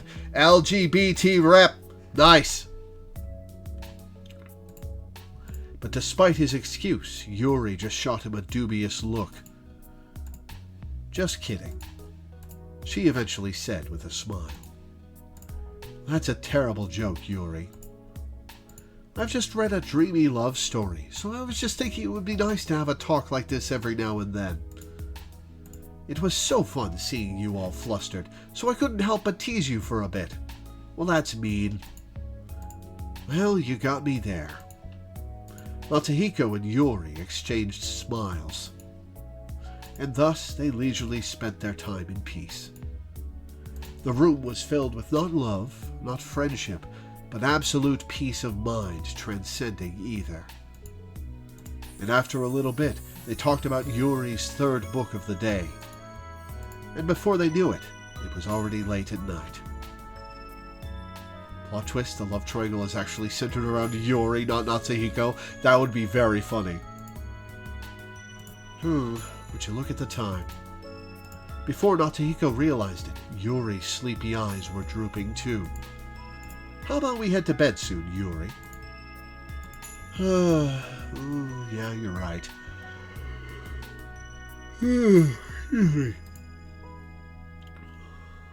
Yuri said as she stood up. A lot sure happened today, huh? Yeah, hopefully tomorrow will be an ordinary, uneventful day. Natsuhiko mused as he carried the cups to the kitchen and dumped Yuri's milk into the sink. Did she not drink it? Okay, good night, Yuri. Night.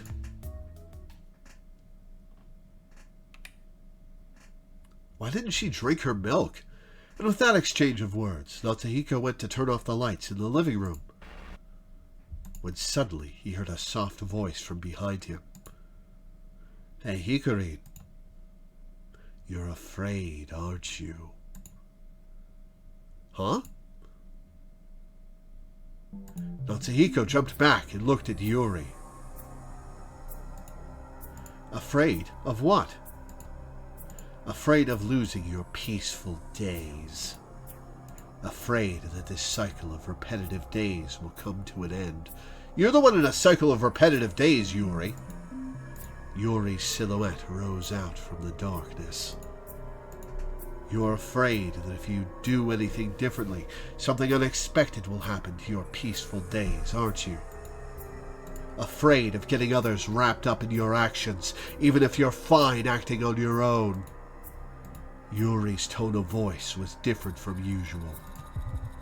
What's going on? Yuri's panic disorder had been triggered many times in the past before, but it had always been limited to when someone had tried to take her outside. But this is different? He wasn't trying to take her outside, and she didn't seem to be having a panic attack. Yuri continued in spite of Natsuhiko's confusion. But Hikarin, you're no longer the child you were back in those days, are you? You may have already gained the strength necessary to overcome your sadness, and you don't even realize it. Yuri, what are you saying? Yuri was lit by the moonlight shining through the window. But the light was indistinct, leaving her expression ambiguous. I think a lot of things will start happening to you from now on, Hikarin. Fun things, painful things, and things you cannot overcome without courage. Ominous! But they're all things you surely mustn't avoid. Yuri's prediction became gradually more ominous, which disturbed Natsuhiko. Okay, this is a warning to not dodge situations. Yuri, are you already half asleep by any chance? You're sleep-talking, aren't you? Do you really think it's that obvious an answer? But, I mean, usually you're already asleep at this time. I'll bet this is her from the future. What time? To answer her question, Natsuhiko took one look at his watch. It's broken. And his eyes popped. What? His watch had broken before he had realized it. The hands were frozen in the same way as they were this morning. No way. Why? Natsuhiko stared through the darkness at the dial in disbelief. The watch dial read, it's 9:16, 6:19.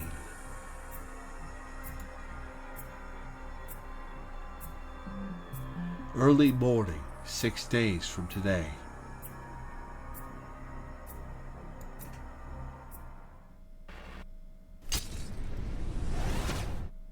I'll flash forward. Alright, I have to go to the bathroom. I'll be back in a couple of minutes.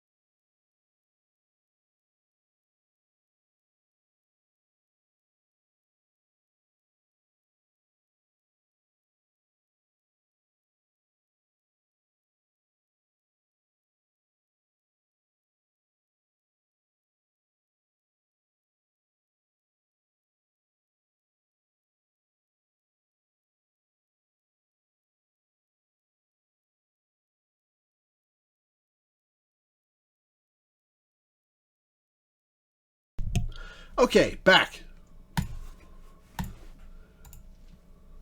Hikarin. Hikarin, can you hear me?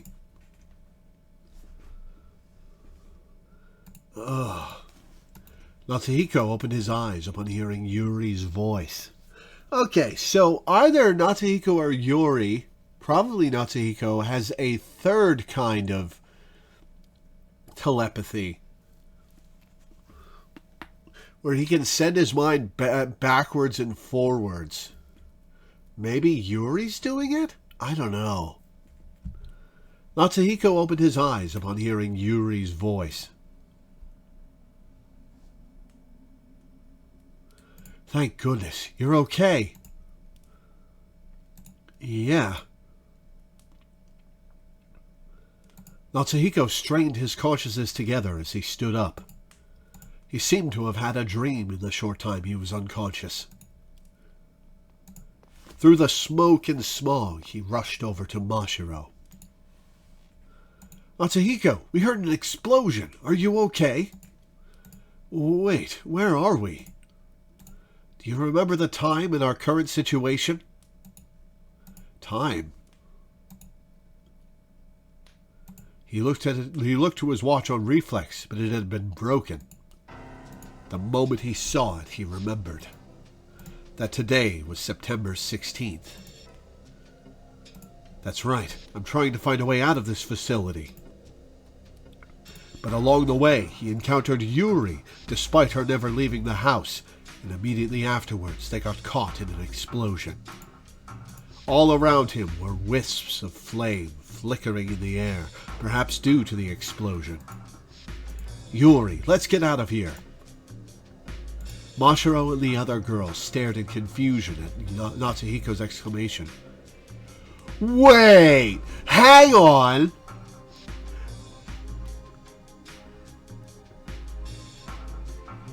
Can they not see Yuri?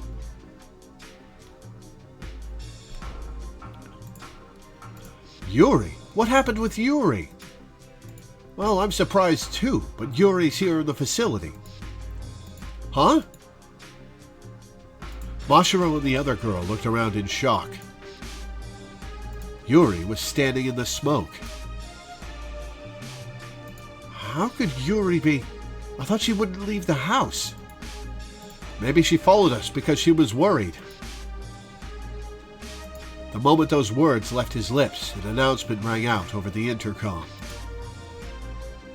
This is an emergency broadcast. Several explosions have just occurred within the facility. The explosions have occurred primarily near each emergency staircase.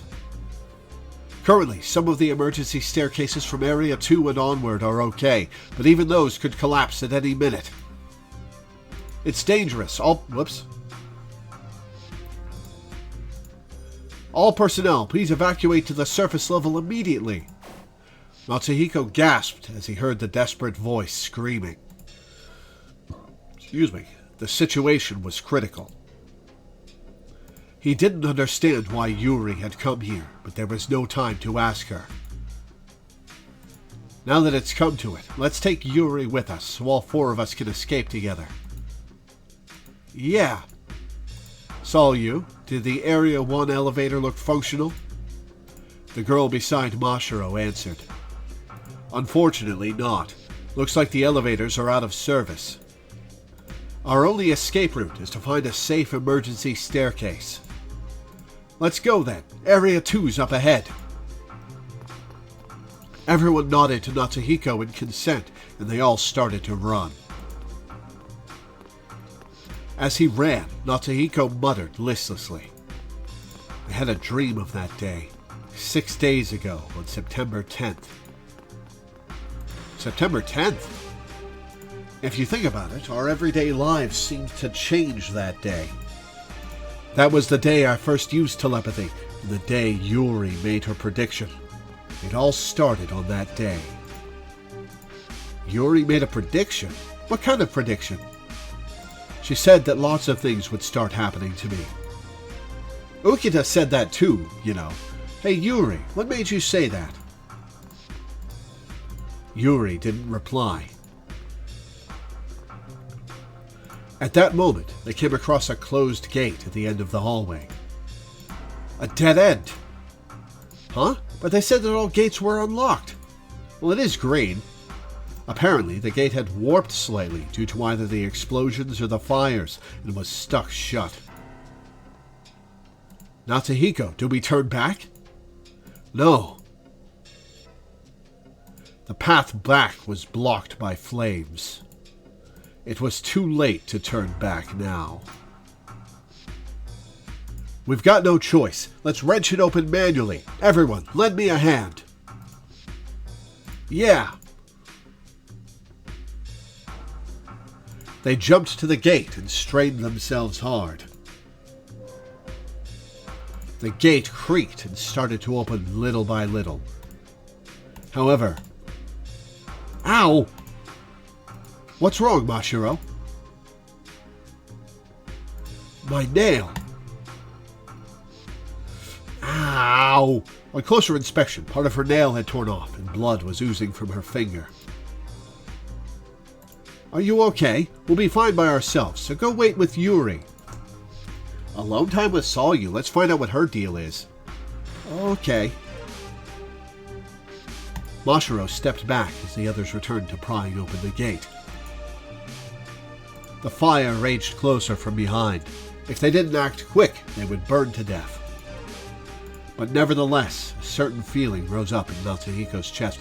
It's very interesting that Before Crisis has all these animations of the character sprites moving around with the backgrounds, and After Days had nothing.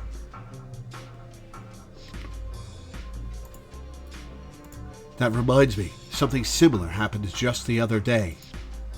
What day was that? That's right, it was the morning after Yuri had made that bizarre prediction. No, don't go back! I want to see what's going on the 16th with these guys. Oh, whatever.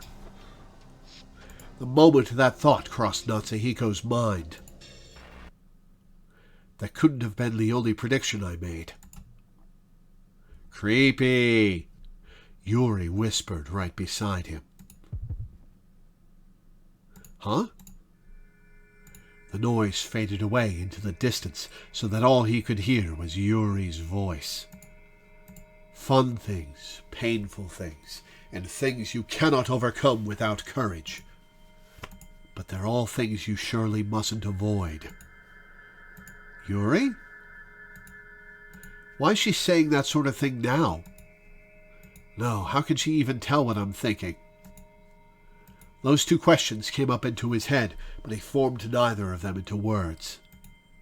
Yuri alone continued to speak. I asked you many different questions after that, didn't I? Can you answer those questions? Can you handle the answers? Each word Yuri spoke sent shudders into Natsuhiko's mind. No, I know you can handle them. So remember that you've obtained the strength to handle the answers. Remember that no matter the questions, you will answer them correctly. And then Yuri fell silent. Silence filled the area. Not a sound could be heard. No, one sound could be heard. The ticking of a watch. Natsuhiko's eyes snapped to his watch. Before he had realized it, the watch that should have been broken had begun to mark the passage of time once again. Impossible! How? The date and time displayed. 9/11. Nothing good ever happens on that day. 6/29. Early morning, 5 days ago. Right before he wakes up.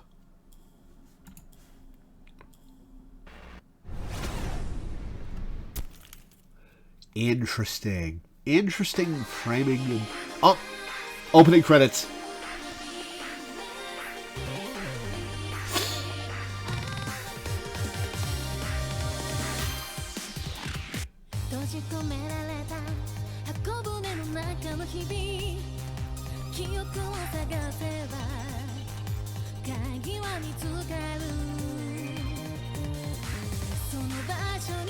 Yuri, the only survivor of that scene.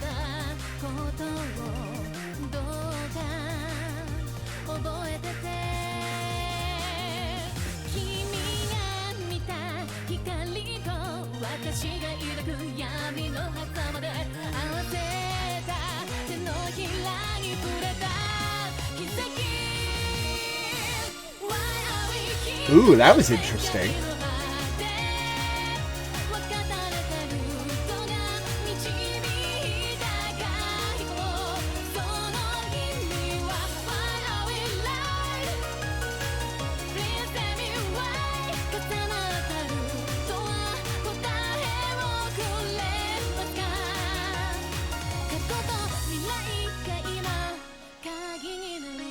Why are you doing a push your glasses up motion, Watase? You don't wear glasses.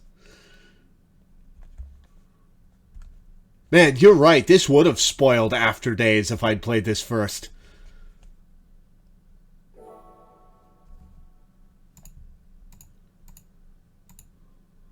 Here. Let's look at the new tips you've gotten that are labeled with fiction since you're between chapters. Tips is G. Classification.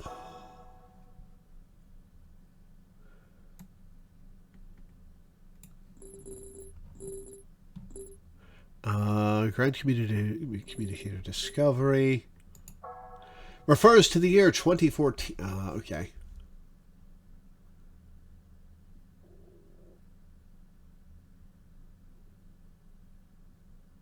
$166,000 people are ability level 1 or higher.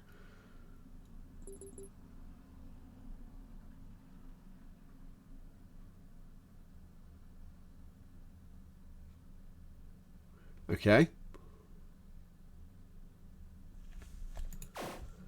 Bayo. BC Misuse Prohibition Ordinance. The percentage of communicators in Rokume City's population is overwhelmingly higher than it is in other cities, and thus a city ordinance prohibits untargeted telepathy in most situations. The only place not covered by the ordinance is Rokume Academy campus. Repeat offenders of the ordinance can very well be detained. Some seek a prohibition on the use of empathy as well, but for various reasons, including the scarcity of people who can actually use empathy and the imperceptibility of empathy usage by third parties, no precise regulation is in place, and it is left up to an honor system for empathy users. That said, the vast majority of non-Esper residents in Rokume City choose to live there with full knowledge of what kind of city it is, so nearly nobody has actually been detained as a result of this ordinance. Honor system, huh? Alright, Bayo. Full title, Psychic Girl Beyond Beyond. An animated TV series broadcast by Nippon Denpa Kyokai from July to September 2019, based on a radio drama of the same name. 13 episodes. Fans affectionately call it Bayo. Kirara, a simple elementary schoolgirl, meets a mysterious stuffed animal named Yeti and awakens to her psychic powers to become Psychic Girl Beyond Comedy, magical girl shit. The Ministry of Education, Culture, Sports, Science, and Technology is listed as part of the production committee in the credits.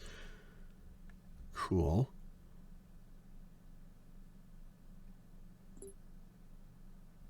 Overwhelming movie quality, animation, and direction. Fun.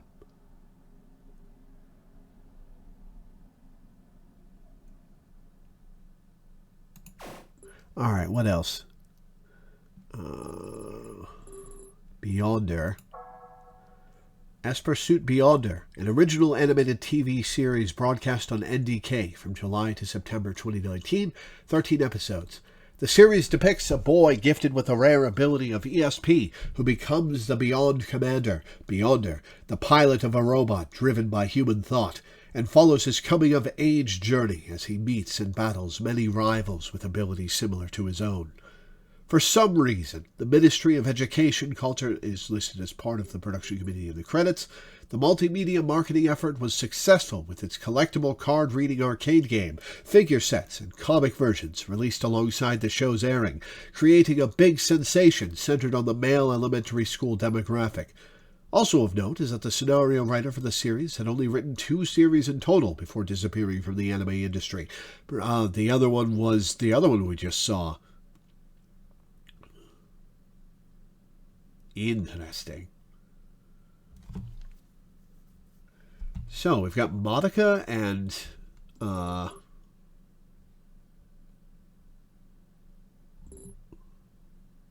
Evangelion.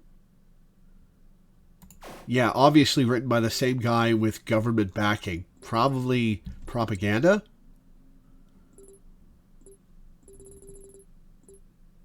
Rokame Science City. One of the cities chosen as government-designated top-secret cities with the 2016 BC law. Under the pretext of protecting the secrecy of BC research, a now national affair, several restrictions were put in place. A tall fence was erected around the city's perimeter, with city gates and inspection stations. Moving inside or outside the city would now require permission from the government. Surveillance, that would never fly in America. Holy shit. Surveillance cameras were installed throughout the town, and all phone calls, correspondence, and mail would be strictly filtered. In return, utilities and medical facilities were enriched, certain tax exemptions were made, and public order became extremely favorable for both individuals and enterprises. It was as if the city had become a cradle for its citizens, as long as they consented to the rules. The total population is roughly 180,000, roughly 0.2%, or 360 of them being communicators demonstrating ability level 1 or higher, and 0.5%, or 900 of them, having rank E aptitude or higher. In 2030, the world population is at 8.3 billion, with an official estimate of 0.002%, or 166,000 of them being communicators. Thus, Rokame City's communicator percentage is 100 times that of the world.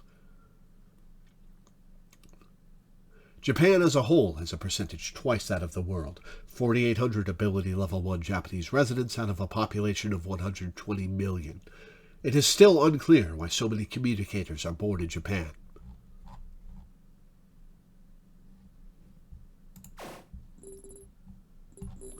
Cool.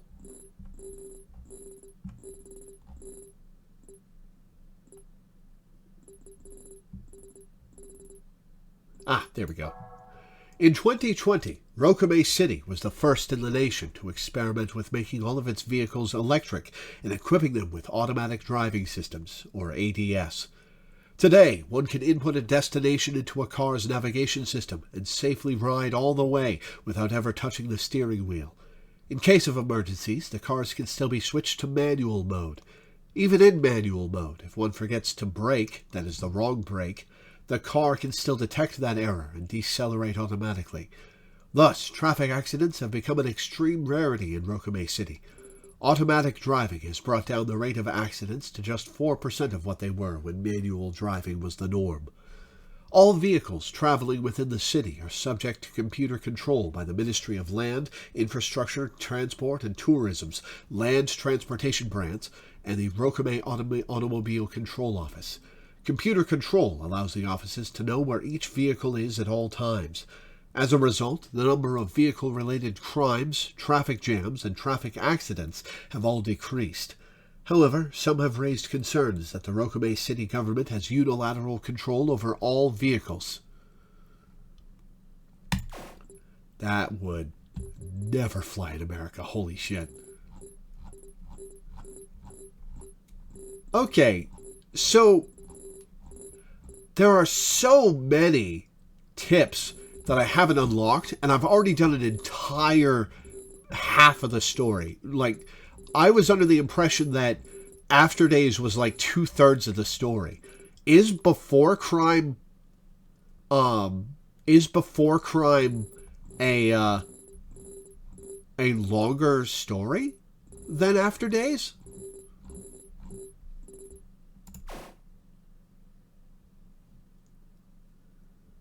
Route B is where you start learning much more about the world. Fair enough.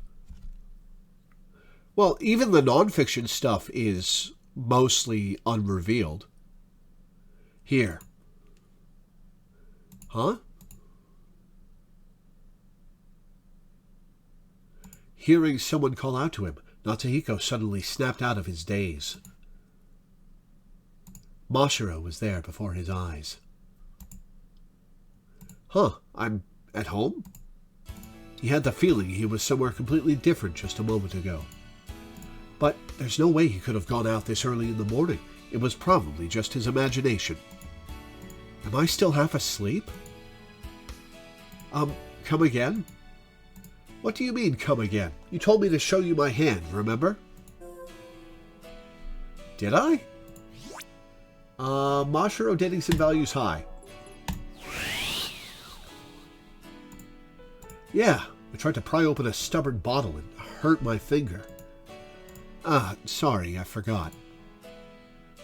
He took a closer look at Mashiro's finger, and sure enough, there was a small wound on it. Looks painful. I'll put a bandage on it.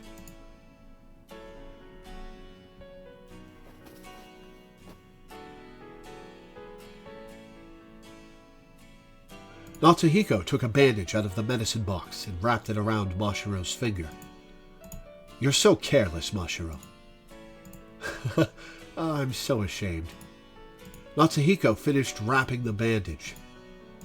All right, that should do it. Thanks. Alrighty, guess I'll go whip up some breakfast then. Hang tight. And with that, she went back to the kitchen.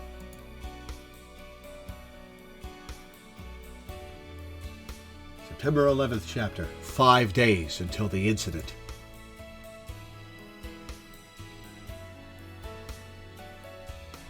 An everyday sight. A peaceful morning, just like the last. Eventually, Yuri came out of her room too. Hikari, Mashiro, good morning. Good morning, Yuri. Huh? Oh, good morning, Yuri. After an exchange of salutations, Yuri waited to eat breakfast with the other two. Natsuhiko enjoyed these leisurely mornings of his. Okay, food's ready. Help me carry it over. Roger that. Yay! Breakfast! Breakfast! Natsuhiko and Mashiro laid out breakfast for 3 on the table. Thanks for the food. And thus another ordinary morning began. After breakfast was over, Natsuhiko sighed. Whew! Thanks for the food. I loved it.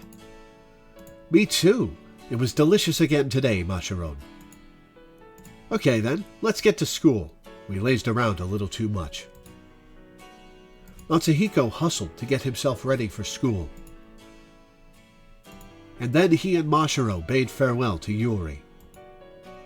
We'll be off then, Yuri. Bye, Yuri. See you later.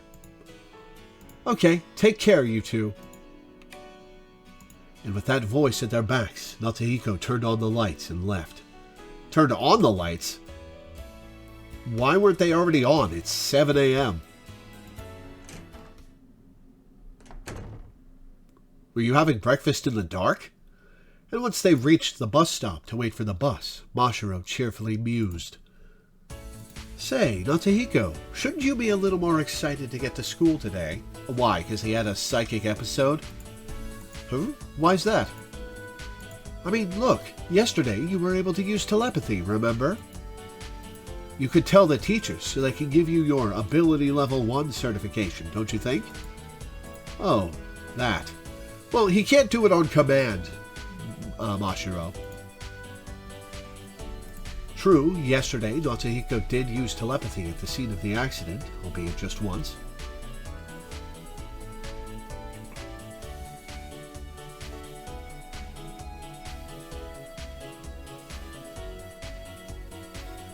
I'm going to jump in and make suggestions when it comes to choices that affect Soyu's relationship points from here on. She's the hardest to get all her events. You need 1 point for her first one, but then the second needs 5, and you only have the chance to get 6, and even have an opportunity to lose 1.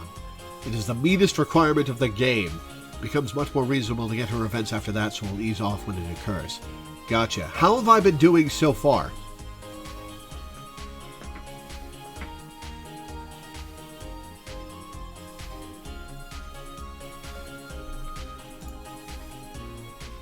However, no matter how much he tried, he couldn't do it a second time. Good, you're very high with Mashiro and Yuri. Good. Well, sure, I may have used it once, but I don't feel like making a report just for that. If I reported it to the teachers, I'd have to take a level certification exam, wouldn't I? Obtaining Ability Level 1 certification made tuition slightly cheaper. However, you had to perform several tests of telepathy ability in front of your homeroom teacher to obtain it. Honestly, I'm not confident I could take it. Yesterday was just a fluke. What? You're giving up that easily? Huh.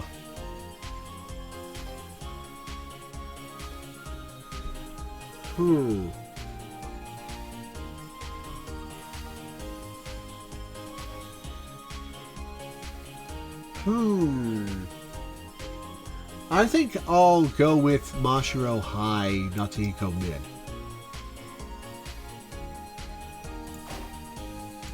I will save.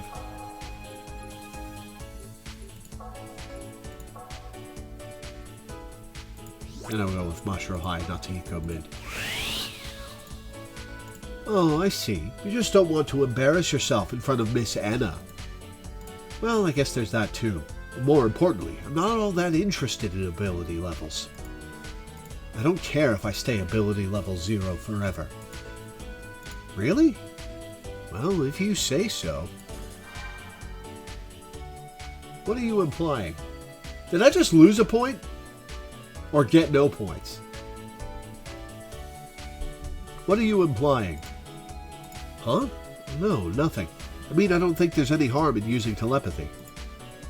And I was also thinking, if only you could use psychic powers, you'd be able to bring smiles to everyone's faces. What's that supposed to mean? It's a line from the first episode of the Beyond Beyond voice drama I bought yesterday. Oh. Natsuhiko shrugged his shoulders.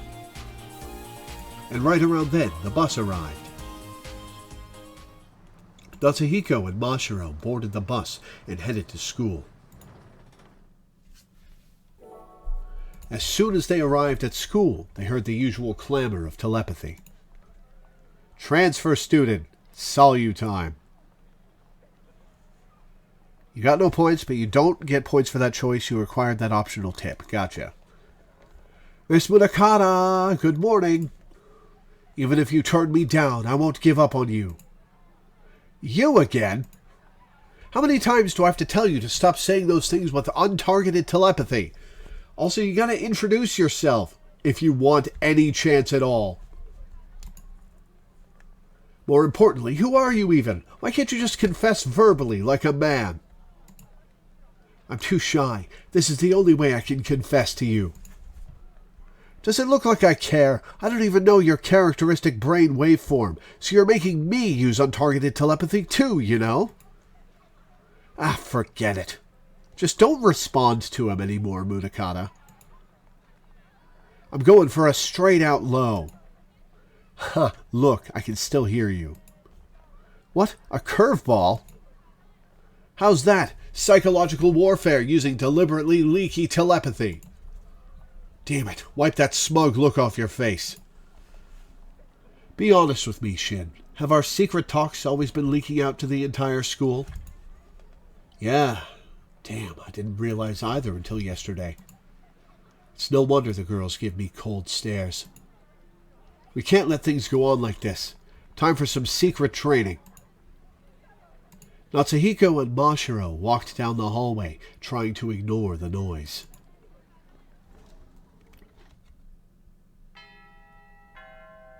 And once they got into the classroom and sat in their seats, the bell rang. Soon enough, Anna walked in. Good morning, everyone. Good morning. That's what I like to hear. Now then, we've got a little surprise for you all today. A brand new friend is joining our class. Whoa, a transfer student? Is it a girl? Sure is. Indeed she is. Now then, Miss Sanamiya, please come in.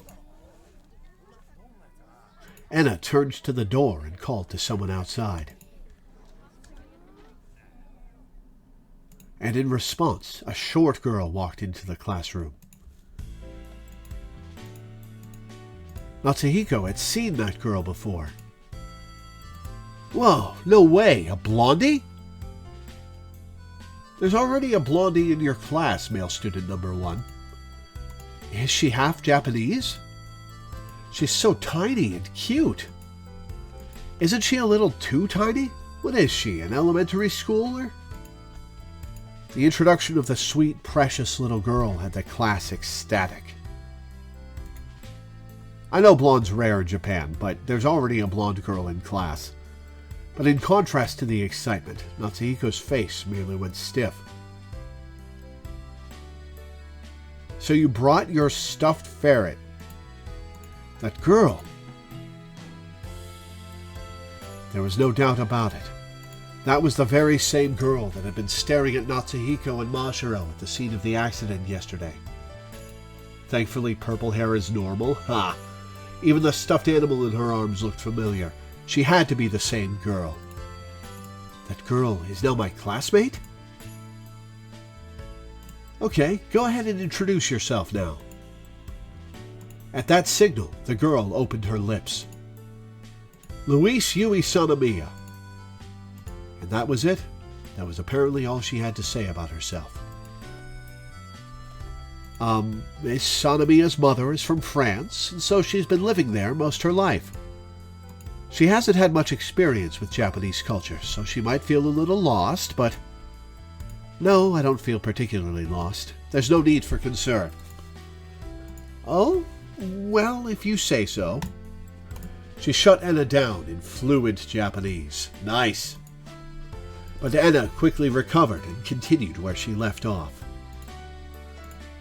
Miss Sanamiya is only 13 years old. No wonder she's tiny. But she skipped grades and was admitted into this class. Incredible! So she's one of those child prodigies? Perhaps, but before that, she's still a member of your class. So get along with her, okay, everyone? Okay. Ever since around 2025, even Japanese schools started allowing for students to skip grades. So a 13-year-old high schooler was not entirely out of the ordinary. Wait, hang on. In America, if you're exceptionally ahead in every subject, you get to skip the grade. Is that not a thing in other countries? That's always seemed kind of, like, sensible to me. Is that America specific?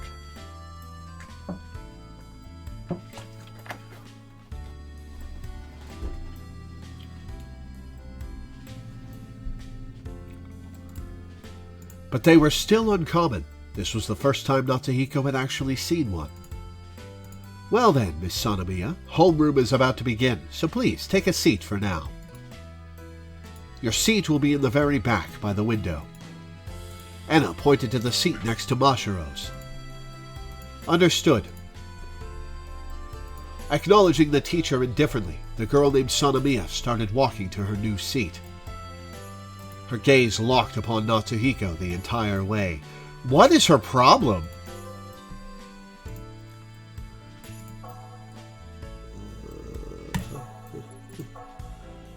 Excuse me. Alright, so you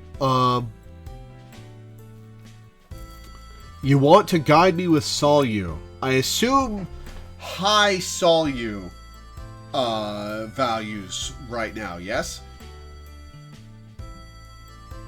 Put her high, okay.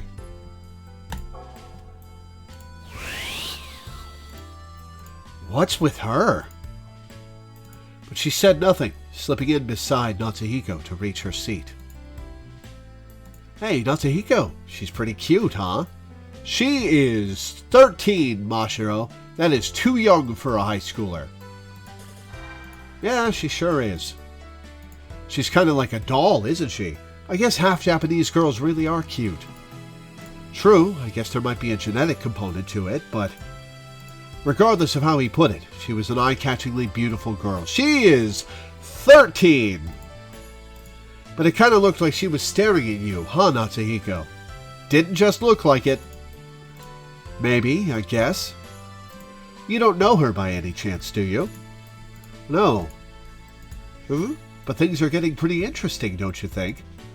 Huh? Interesting how? Okay, hang on. She's 13, and she was kicking Watase's ass! She was destroying him! What kind of special forces training does she have? Next choice but Salyuhai and Mashiro can be at any value. Okay. Huh? Interesting how? We got a half-Japanese transfer student. How often does that happen? We gotta make friends with her for sure. She's right beside you. She can hear everything you're saying. You sure are infatuated with her. As they spoke, Anna continued on with homeroom. And after a few short announcements. Okay, that's the end of morning homeroom. See you this afternoon, everyone.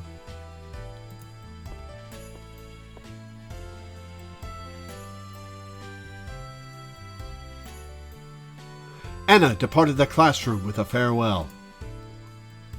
And, as if waiting for that cue, all the girls made a beeline to Sanemiya's desk.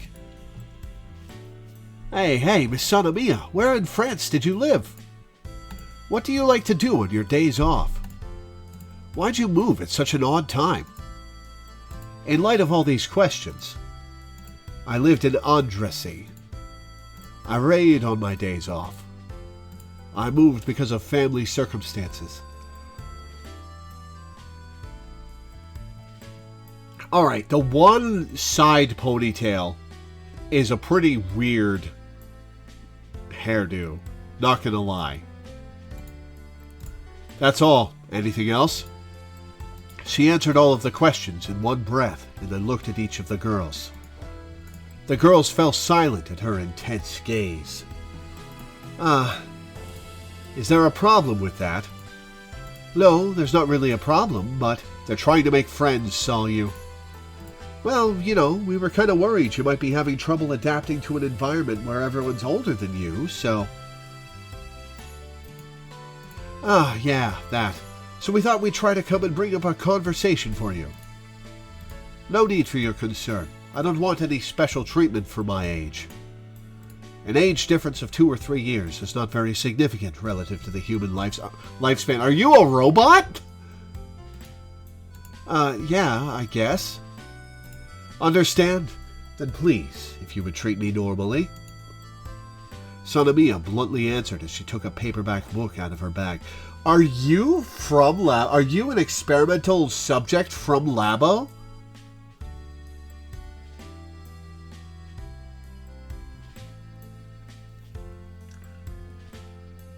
Huh. I think you might be lying about where you're from. I think you might have been stuck in Labo for the last 13 years. Sanemiya bluntly answered as she took a paperback book out of her bag. Not an ounce of warmth could be felt from her voice.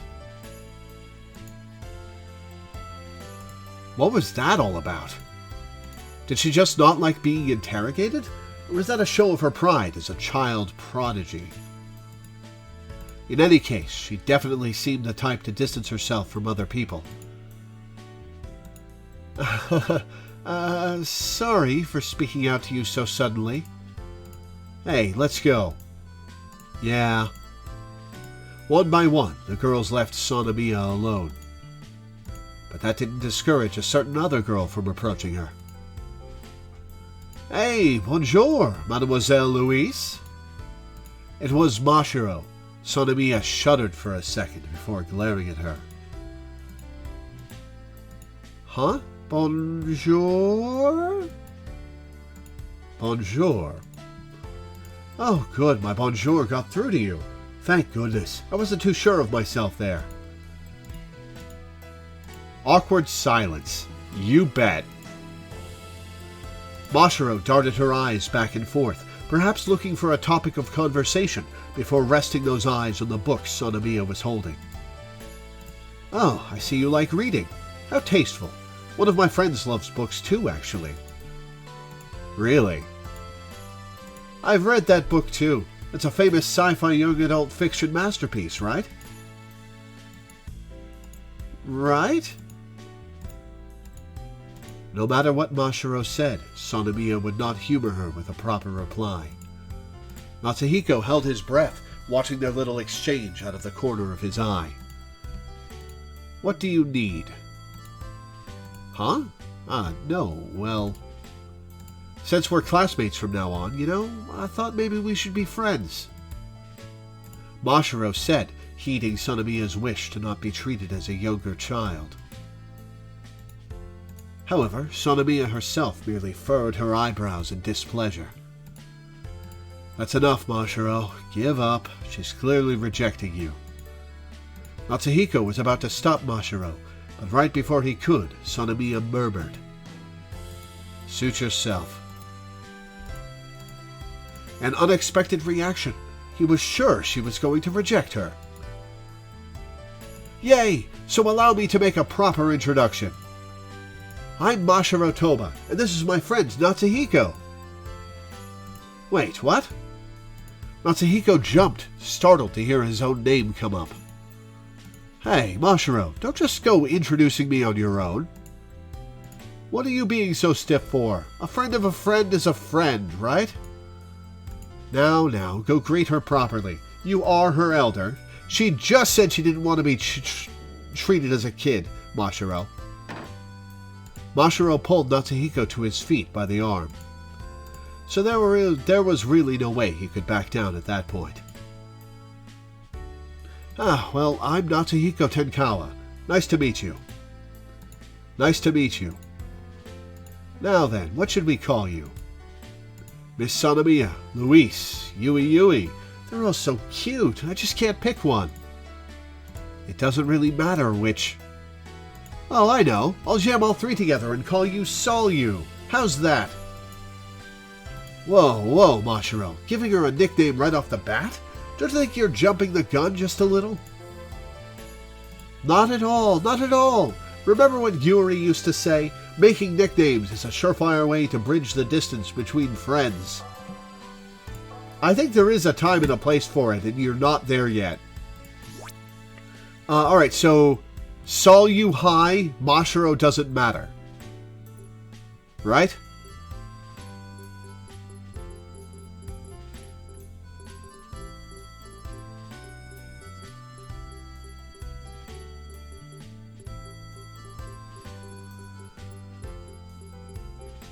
Yes, okay.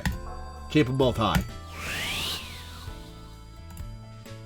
So, how about it? How does Solyu sound? I think it's cute, personally. Well, I don't see why not. Really? Mashiro nodded to herself repeatedly. How many friends does Yuri have? Yeah. Grand total of 2. Huh. Natsuhiko was a little surprised at how easily the nickname was approved. That sure was easy. What, did you happen to like that nickname? I guess. She answered quite simply. Well, it's not what her handlers call her, so it's a nice change of pace. But did she really like it, or was she just sick of Mashiro talking and wanted to get it over with? Probably the latter, I'd say. So, Solyu, once again, nice to meet you. Sanemiya, now Christian Solyu, had begun the day with a thoroughly cold attitude. But just like that, she was gradually eased into becoming Mashiro and Natsuhiko's new friend. The first lesson of the day was English. A clear voice rang out in the silent classroom. It is only with the heart that one can see rightly. What is essential is invisible to the eye. Solyu was chosen by the teacher right off the bat to read out of the textbook. Trilingual! Once Solyu finished reading, the teacher spoke. Well, if she's not actually from France, I guess maybe still bilingual. Excellent. Your pronunciation was quite beautiful. Now, can you translate it into Japanese, Miss Sonomiya? People are unable to see things accurately except with the heart. The essential details cannot be seen with the eyes. That's right. You may return to your seat. Solyu slid back into her seat, her expression remaining unchanged despite the praise.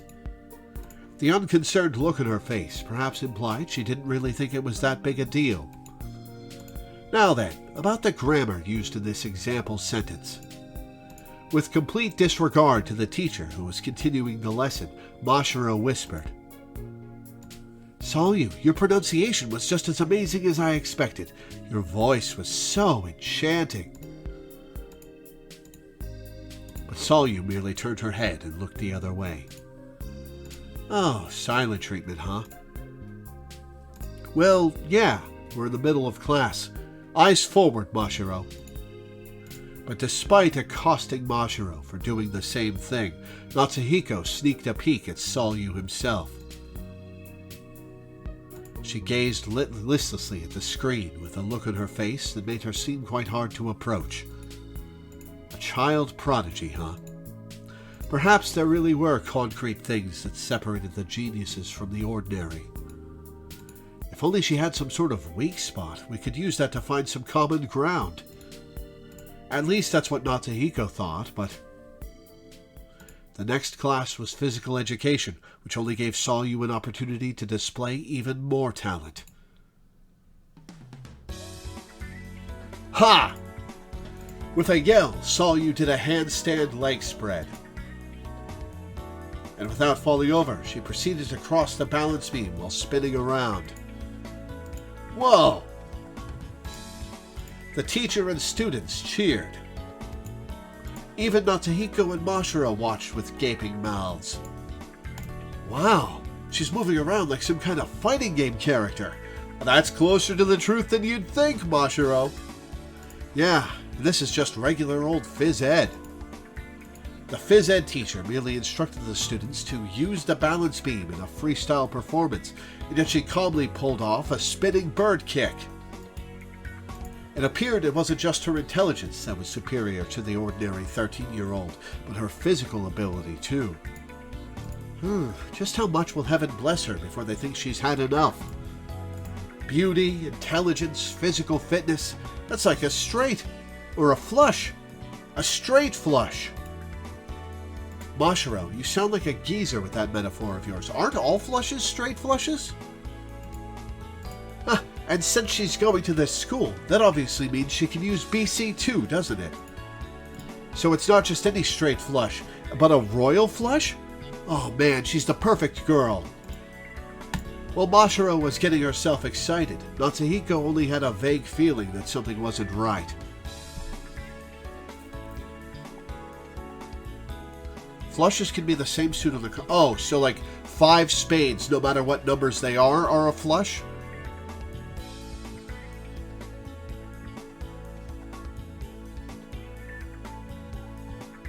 Gotcha. Okay.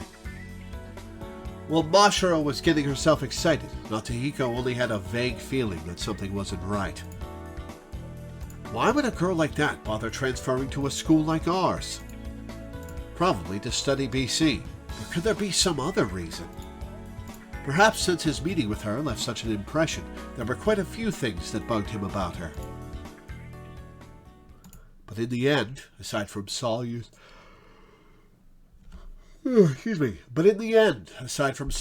bold move, nothing particularly odd happened that period. And thus, morning classes came to a close. After lunch break,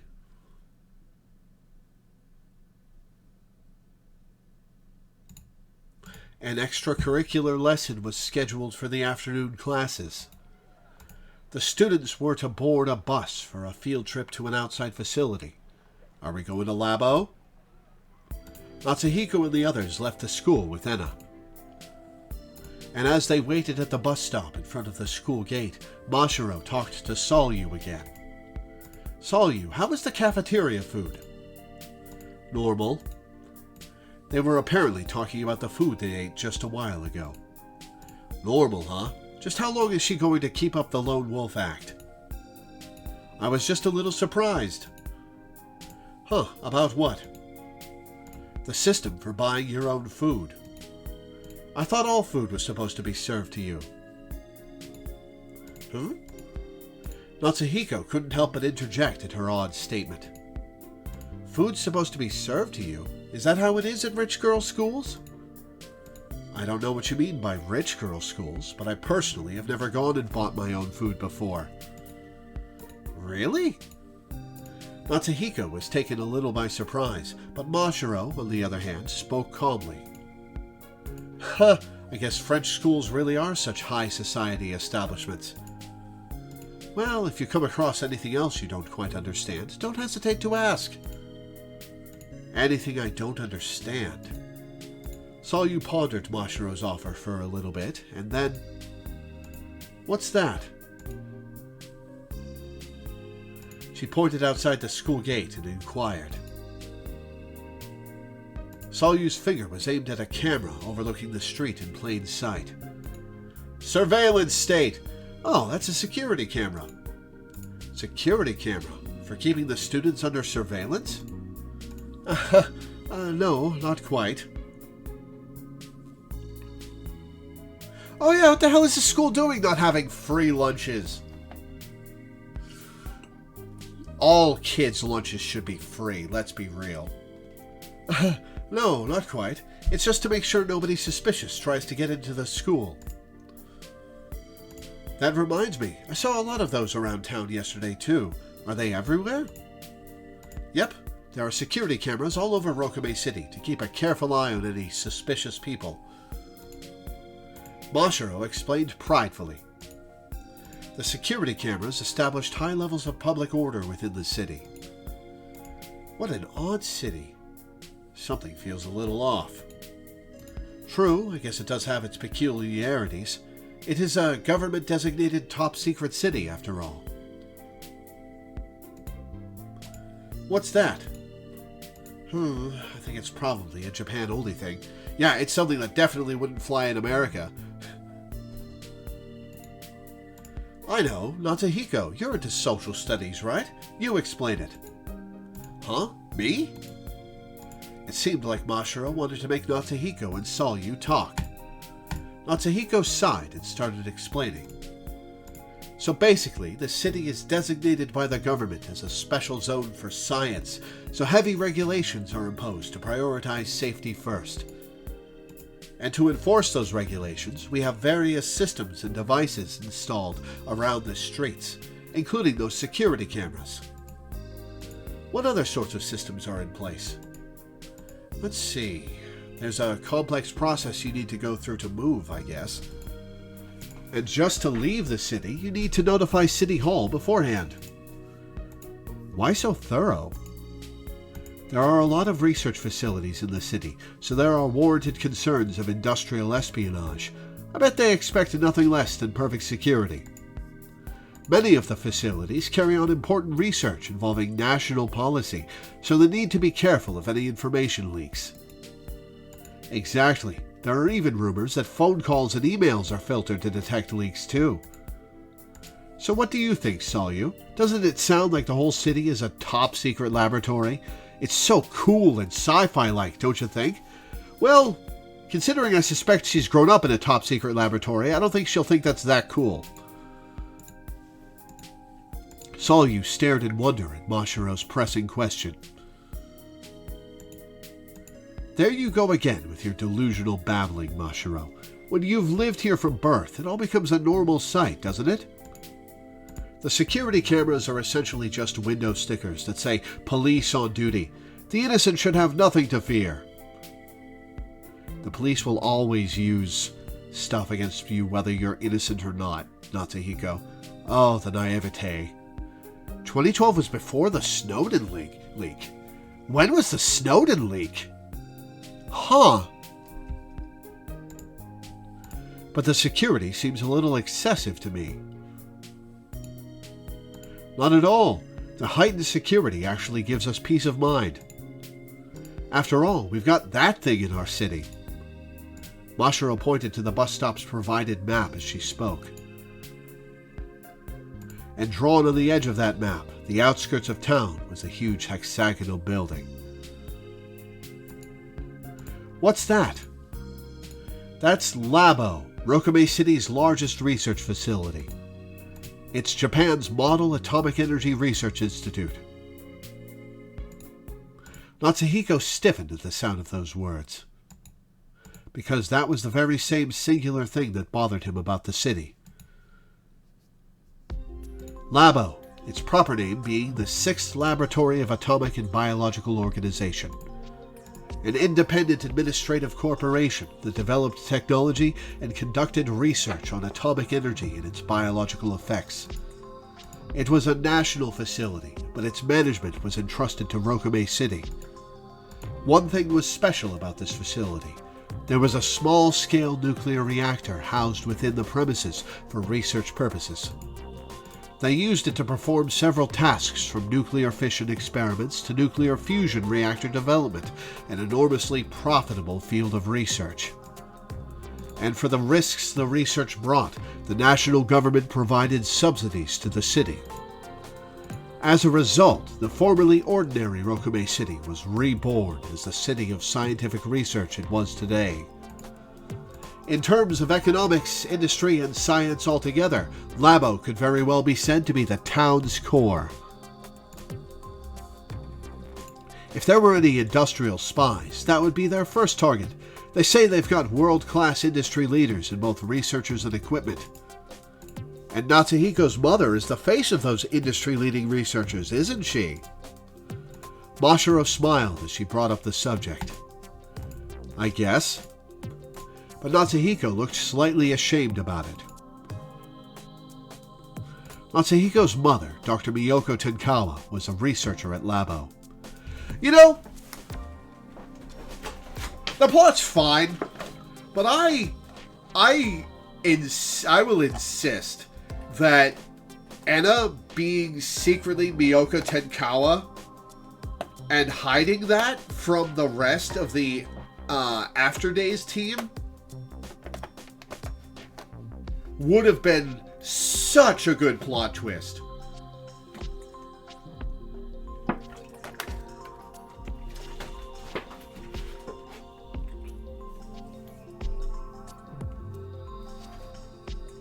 I'm so disappointed about that.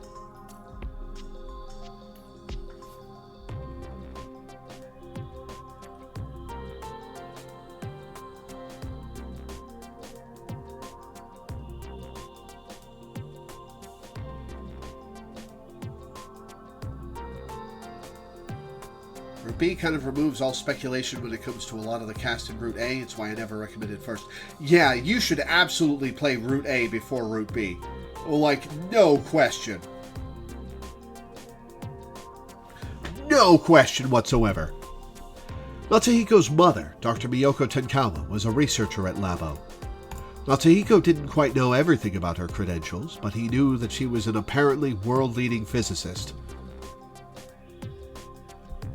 What difference would it have made for her to be the mom scientist instead of the teacher? Involvement with the secrets of Labo. Like, Miyoko Tenkawa has top security clearance, and is involved directly in all the secrets of Labo. Having Enna secretly be Miyoko Tenkawa and hiding that from the rescue team would have made for such juicy drama and cool twists, and probably a perspective on what was going on in Labo. But it seems she's just the teacher. Oh well. However, Natsuhiko wasn't very fond of his cool-headed researcher of a mother.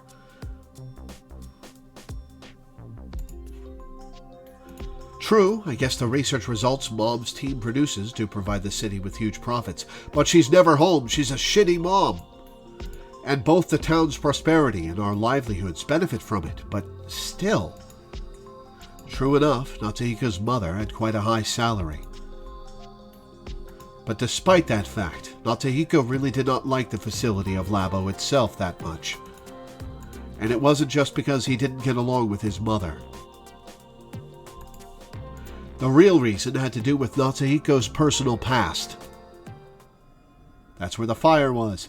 If only I didn't go to Labo that day. Bitter regret spread through his heart. He's having these inner musings, and his expression is darkening, and Mashiro and Solyu are just staring at him, having this inner monologue. Bitter regret spread through his heart. What's wrong, Natsuhiko? Yeah, exactly. What's wrong, Natsuhiko? Why the sudden silence? Huh?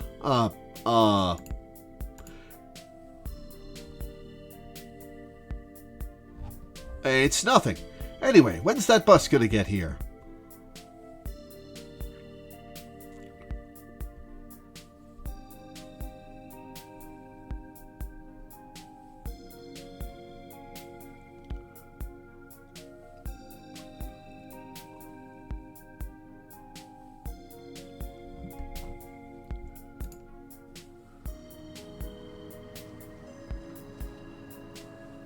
The moment he said that, the bus came rolling in.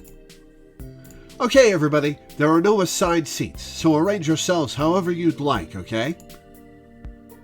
Okay, so are we going to Sirius HQ, I wonder? In that case, let's sit close together, you two. Sure. I get the feeling the other boys are glaring at me, though.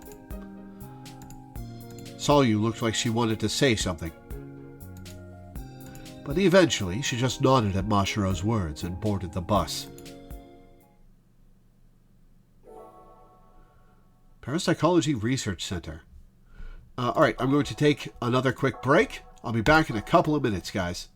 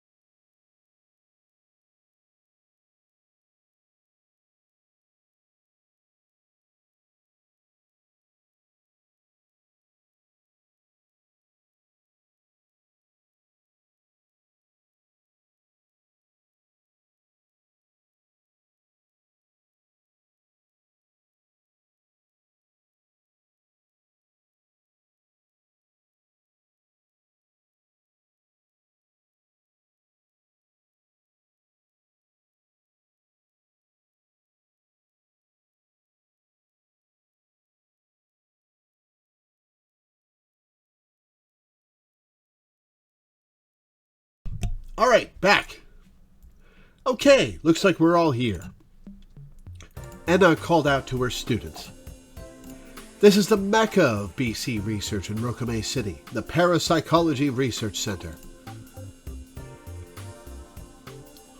The Rokamei City Parapsychology Research Center, or the PRC for short.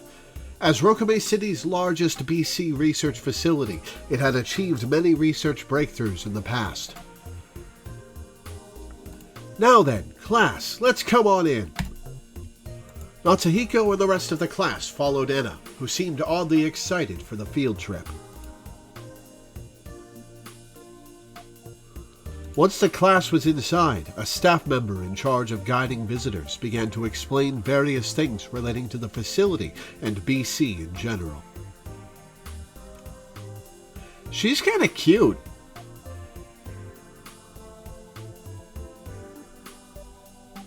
Yeah, I like her. Well, this is the office. We conduct all kinds of experimental data analysis here. From a chiefly biological standpoint, BC is a function of brain activity, and thus... Mashiro and the other students listened on curiously, but Natsuhiko was completely inattentive. Surprising how many unique designs they have for the background characters. Yeah, after Route A, where there were 9, 10, 11, 12, 13, 14, 15, 16. There were 16 characters total on screen in the entirety of Route A.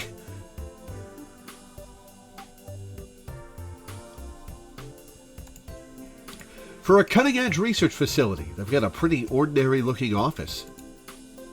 He was merely pondering dumb thoughts like that.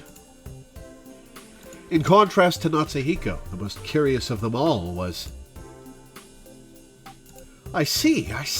That's so enlightening. Aw, it's sweet that she's nerding out. Their leader, Enna. Do you do BC particle research here too? Research on that front takes place at a different laboratory. It's highly classified information, so we can't show you, however. For example, one certain laboratory conducts research on the function of intracerebral mind particles and their interaction with wanderer particles. What about measurement and analysis of the energy generated intracerebrally during BC usage? Yes, naturally, we conduct research on that as well. Yes, 16 characters and 1, 2, 3, 4, 5.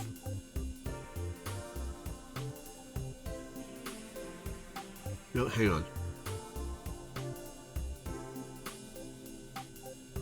Yeah, 5 of them were dead. No, wait, hang on. 1, 2, 3, 4, 5, 6. 6 of them were dead. 7 of them were dead. Right, forgot to count the kid. I counted the kid in the 16, but I didn't count the kid in the body count. Whatever. Yes, naturally, we conduct research on that as well. For example, in the case of a level 4 communicator, a maximum of 10 microscalar values of energy. And thus, Enna and the staff member essentially had a one-on-one conversation, ignoring the students. And eventually, the field trip came to a close. I like Enna. Enna's fun. Enna's fun, and she's a nerd, and she's passionate. I'd date Enna. I say that, and it's going to turn out that she's some, like, super evil, special operative of Labo or something. And that's why she was called there. You know, whatever. Okay, everybody, how was it? Did you find everything fun? As they left the facility, Enna spoke to the lined-up students. Aren't you the one who had the most fun, Miss Enna? You started getting all technical on us, and we couldn't keep up. A few students laughed at Mashiro's jab. Yeah, I remember not liking her at first. And I've turned around on her hard. You're right. I'm sorry. I can't have talks like that with the other teachers, so I got a little carried away back there. How embarrassing. Anyway, that's it for classes today. There's a bus back to school, and you may also split up here if you'd like. Okay. Be careful on your way back, everyone. The field trip's not over till you get home. And with that piece of advice, the field trip was over. The students dispersed in every which way. Man, I don't miss being in school, but I do kind of miss field trips where you could just, it would be super weird for an adult to go to, the police station and ask to be shown around, or the fire department and ask to be shown around, just out of simple curiosity. But you take kids there and they learn stuff. And they get to have a fun day. Field trips were fun.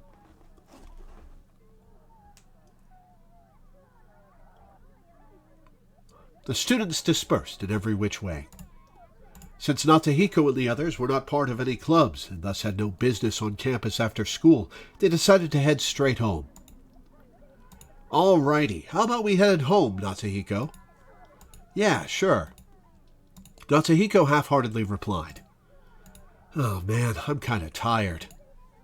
The sharp-sighted Enna caught sight of Natahiko's yawn and called out to him. You sure seem tired, Mr. Tenkawa. Professor. Enna smiled dryly when Natahiko twitched. You were spacing out during the field trip too, weren't you? We can't be having any of that. I'm sorry. You really don't like parapsychology, do you, Mr. Tenkawa? That makes me a little sad as your parapsychology teacher. No, it's not that, Professor. It's just... I'm not too good with BC itself, actually. It's hard to explain. Natahiko spoke what was on his mind. Upon which, Mashiro cut in beside him. Are you going to tattle that I had a psychic episode? Natahiko didn't hate BC this much in the past, but it looks like he's becoming more self-aware of how he's not good at it these past few years. I see, but there have always been people like that. Anna smiled somewhat sadly as she spoke. And I'd like to change their perspectives if at all possible. And that's kind of why I became a parapsychology teacher.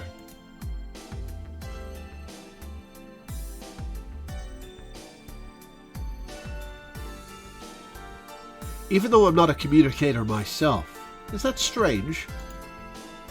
No, I don't find it strange in the slightest. Natahiko struggled to find a reply. Just as Enna said, she was a parapsychology teacher, but couldn't use BC in the slightest. But for someone of Enna's generation, that was only natural. The great worldwide communicator boom only began about 16 years ago, after all. The vast majority of those born before that couldn't use BC. Even the teachers at Rokume Academy were no exception. However, Natahiko was somewhat fond of having a female teacher this close to his own age. Don't make it weird, buddy. And so, in a rare display of goodwill, Natahiko gave reluctant words of encouragement. I think that's commendable. I heard there aren't that many people striving to become parapsychology teachers. Thanks. But what gave you the motivation, Miss Enna? I heard that there were a lot of people who hated BC in your generation. Well, Miss Toba, it's because I believe my efforts will be crucial to the society of tomorrow. Anna's face suddenly turned serious at that point in the conversation. Interpersonal relations are going through a huge turnabout, and as a result, I'm sure society will too. Currently, every nation is striving to research BC and protect communicators. After all, everyone's waiting to see what possibilities you guys will bring. Possibilities? For example, telepathy allows for telepaths to directly convey emotions to their targets, doesn't it? That might be interesting for therapy. That ability is expected to have practical applications for psychological treatments. For example, if you sent a target patient to a lot of cheerful emotions, you could perhaps eliminate the negative emotions that are causing their psychological disorder. Well, maybe in the short term. Maybe just give them some relief. People might get addicted to that, though. I see. That does sound like a good use case scenario. Do you think maybe even our school could produce that sort of new type therapist? Of course, but on the other hand, BC is dangerous if handled improperly. The history of BC is still mostly unwritten. Nobody knows for sure whether it'll be a benevolent art or a malevolent one. But since it's here to stay, I want to help guide the young communicators towards making it a benevolent one. And that's why I pursued my career.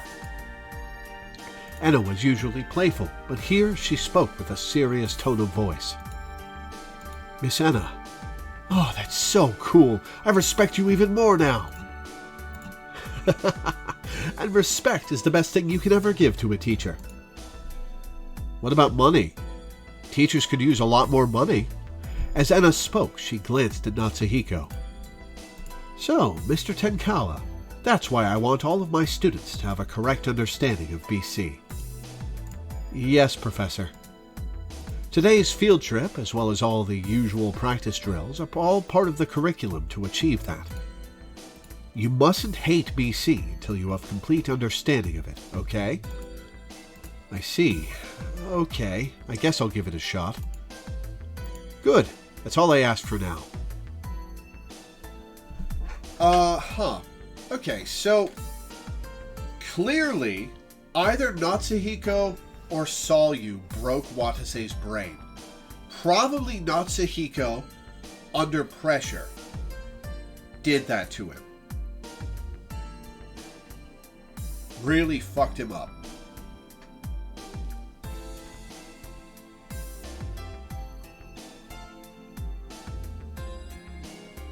Interesting. Good, that's all I asked for now. And with that, Anna turned back. Okay, I'll go speak with that staff member one last time. See you tomorrow at school. Okay, see you tomorrow. Goodbye, Miss Anna. And with that exchange of farewells, they parted ways with Anna. And once Anna was out of earshot, Mashiro accosted Natsuhiko with a mischievous smile. Good grief, Natsuhiko, you really suck up to Miss Anna, huh? Ugh, is that what it looked like? Well, yeah, mister, I'll give it a shot. It's not like you're actually going to even try. Bullseye. He himself had forgotten in the heat of the moment, but Natsuhiko staunchly hated BC. His classmates were mastering telepathy one by one, but no matter how much time had passed, Natsuhiko remained at ability level 0.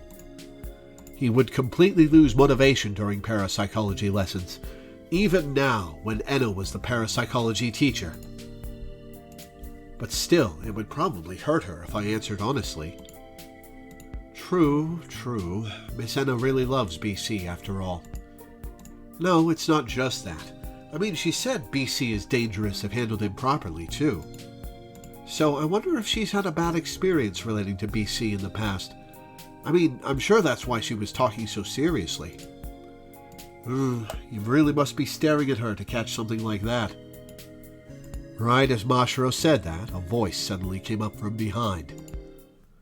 Do you two agree? Ah! What do we agree about? They turn around in surprise to see Solyu standing there behind them. Solyu? What's this all of a sudden? Do we agree about what? Do you agree BC is dangerous if handled improperly? I do. That was the first time Solyu was the one to initiate conversation. Natsuhiko answered, somewhat surprised. Well, no. Well, that's what they used to say in the past. Was it different in France? Don't know. What do you mean you don't know? What are you trying to say?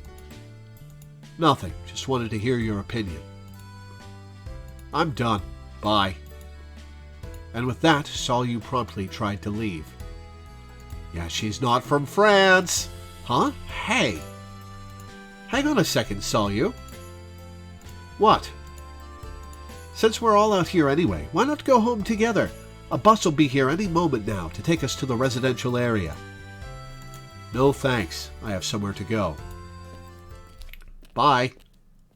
Solyu turned down Mashiro's offer and walked away, leaving just the two of them behind.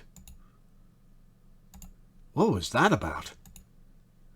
She sure is a girl full of mysteries, huh? After a moment of confusion, they headed to the bus stop, still at a loss to explain what happened. Natsuhiko and Mashiro boarded the bus back home. Dusk-lit bus. Okay. Man, there's something strange about that girl. Oh, yes, there is. Mashiro turned her head to the side in response to Natsuhiko's comment. Who? Solyu? Well, yeah. I mean, she asked us a weird question all of a sudden, and then she didn't bother explaining it.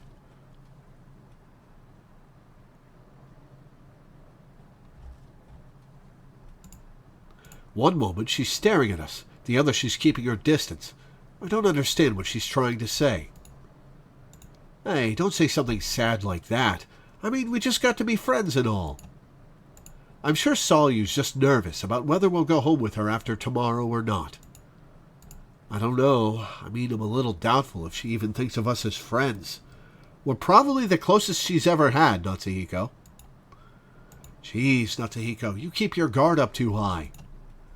You weren't like that in the past. You used to make friends easily with everyone. Well, yeah, that was when I was a kid. Dealing with people is different when you're in high school.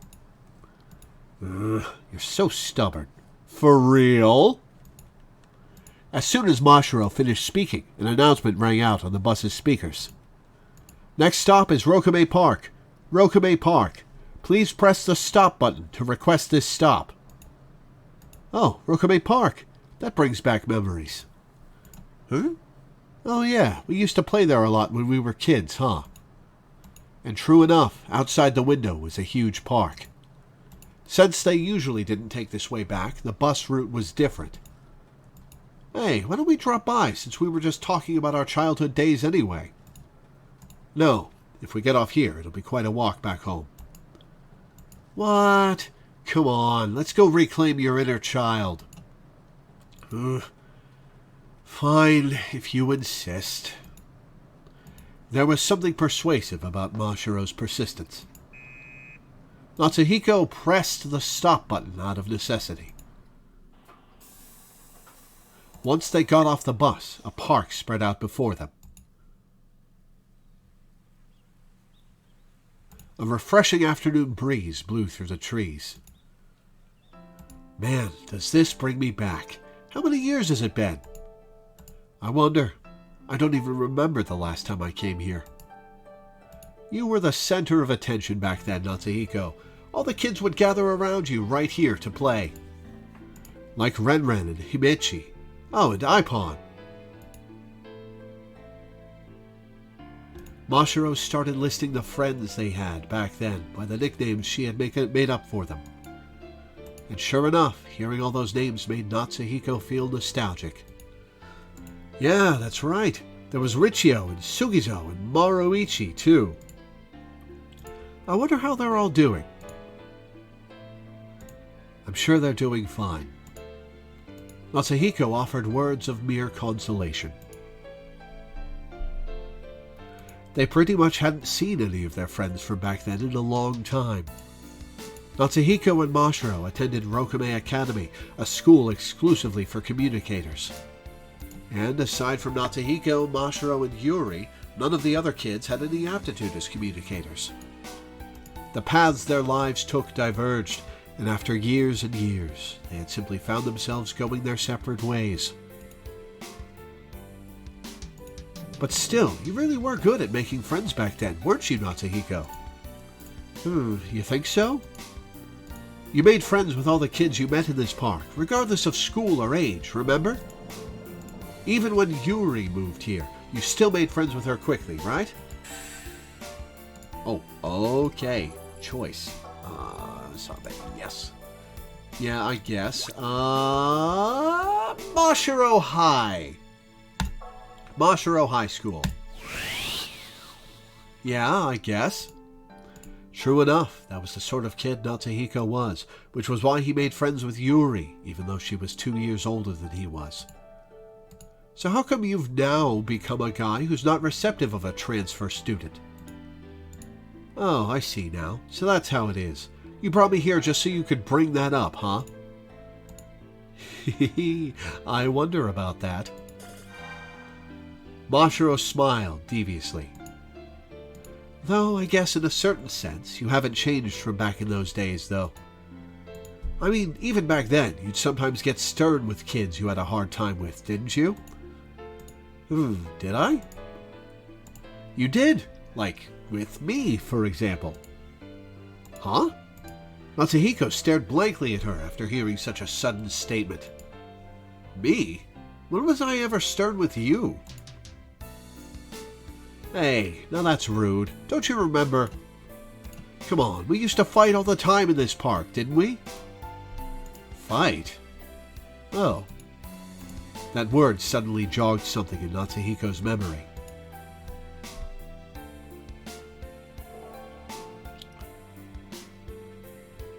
It was something that happened 10 years ago. Natsuhiko and Mashiro were having a fight in the park that day. A real knockdown, drag-out banger of a fight. Oh yeah? Well, you're a pufferfish lantern, Natsuhiko. So what? You're a slimy egg crab, Mashiro. They were fighting over something as trivial as Mashiro calling Natsuhiko's favorite superhero show boring. A flustered Yuri watched the fight from the sidelines. See, all these animations! Where was that in Route A? Natsuhiko, Mashiro, stop fighting! Shut up, Yuri. Did you just tell her to shut up? How can you act so mean to Yuri, Natsuhiko, you meanie? What was that? The two of them glared at each other, leaving Yuri alone. At this point in time, Natsuhiko and Mashiro had each already started to get along with Yuri. But there was still terrible animosity between Natsuhiko and Mashiro. And what do you even mean by egg crab? That doesn't even make any sense. Your face doesn't make sense. Stupid. Stupid. Ah.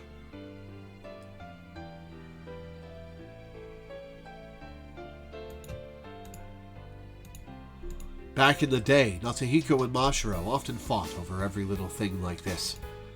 Natsuhiko would get along with everyone else, but for some reason he had a hard time with Mashiro. I don't ever want to see you again. Eventually, Mashiro threw down a sharp parting remark and walked away.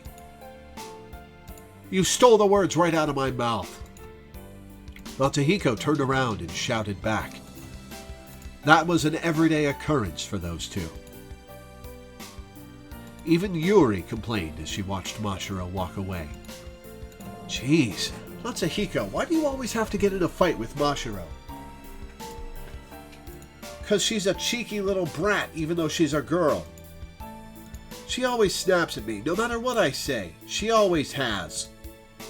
Natsuhiko and Mashiro's houses were nearby, so they knew each other before they could remember. They went to the same kindergarten, and therefore had more fights than they could count. But Natsuhiko, I thought you wanted to be a hero of justice. So you shouldn't fight with girls then, should you? Yuri hit a weak spot. Natsuhiko had a strong sense of justice. He was a boy who wouldn't hesitate to challenge bullies that were bigger than him. So he yearned to be the sort of champion of justice that he saw in manga or on TV. And Yuri was right, but Mashiro's got a filthy mouth and her punches hurt.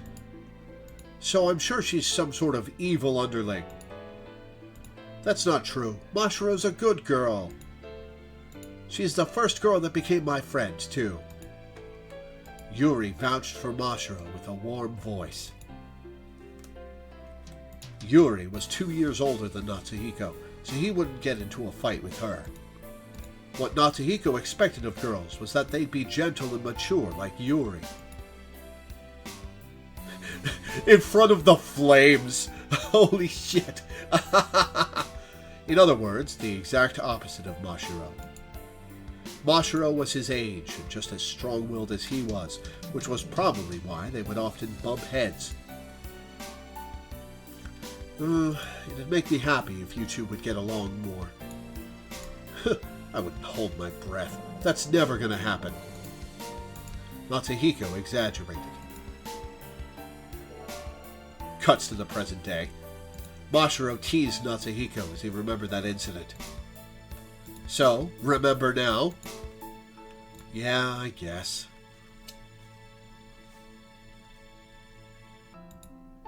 True enough, it was as Mashiro said. They were mortal enemies back when they were kids. Well, so what? That was then, this is now. I do kind of ship it. I'm gonna be real, I kind of ship it. True, I guess. Back then, I never would have guessed that we'd get along. You never know how relationships turn out after all. Exactly. So try to get along with Solyu too, okay? Easier said than done, Natsuhiko thought as he objected. No, look, the reason I was able to talk to people so easily was because I was a kid. Besides, isn't Solyu the one building a wall between us? I mean, she shunned all those other girls who tried to talk to her in class, too. Maybe. But still, think about it. She really couldn't help it. Why not? I mean, if I moved all the way from France to Japan and even had to transfer into a communicator-exclusive school for the first time, I'm sure I'd want to build walls around me, too. Natsuhiko was taken aback by what Mashiro said. Certainly, from an outsider's perspective, Rokume Academy may indeed be a bizarre school. Communicators may have started appearing all across the world, but looking at humanity as a whole, they were still an exceptionally rare breed. For example, even in Japan, the proportion of ordinary people to communicators was said to be 25,000 to 1. And this school was filled with nothing but students who were that rare. Were that rare one. Natsuhiko couldn't even begin to imagine what an ordinary person would think. Let's say Solyu's been surrounded by ordinary people her entire life. I don't know if she has. I'm sure she'd be nervous by the sudden change. True. If you think about it, it is kind of scary to think that the person next to you could be capable of using empathy. Natsuhiko, you're the type who fears having their mind read too, aren't you? Well, yeah. Sure, there may be some people who are okay with the notion, but I find it frightening. There probably wouldn't be any issue if telepathy were the only BC ability. However, the problem lied with the other ability, empathy. It's the problem lay, translators. If telepathy was the ability to convey your mind to others, empathy was the ability to read the minds of others. So for that reason, a lot of ordinary people seem to fear the communicators. There apparently used to be anti-communicator discrimination in the past, too. What do you mean in the past? It's probably in the present. It's only been 16 years, which was why the government enacted various policies in order to protect communicators. An example of such legislation was the Communicator Protection Bill, aka the BC Law, enacted 14 years ago.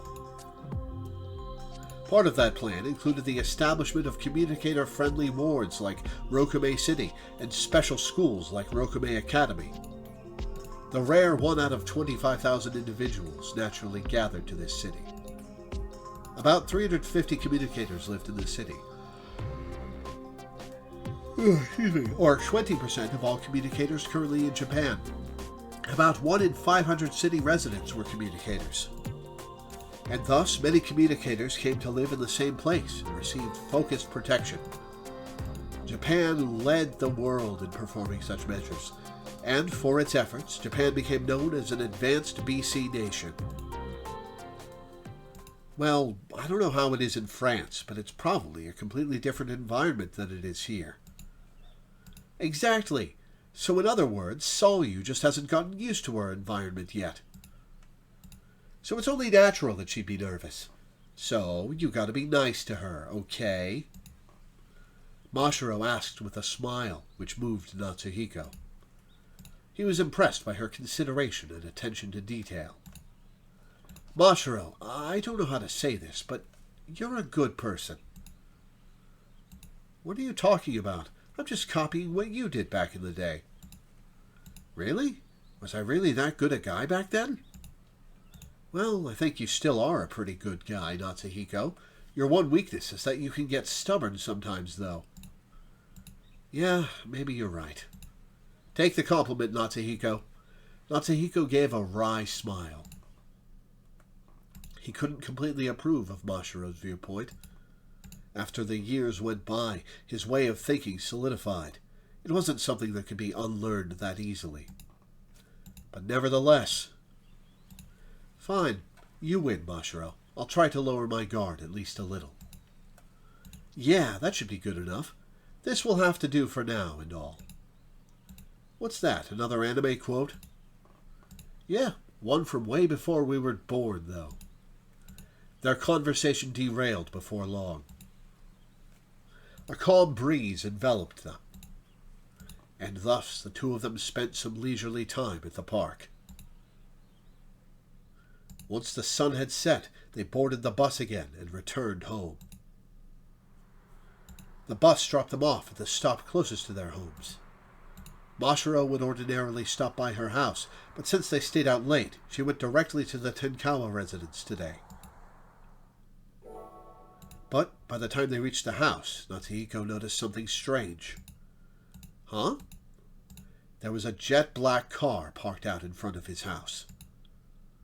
Now that's an expensive-looking car. Whose do you think that is? Beats me. It's Solyu, come to stay the night. With his head tilted to the side, Natsuhiko walked past the car and entered his home.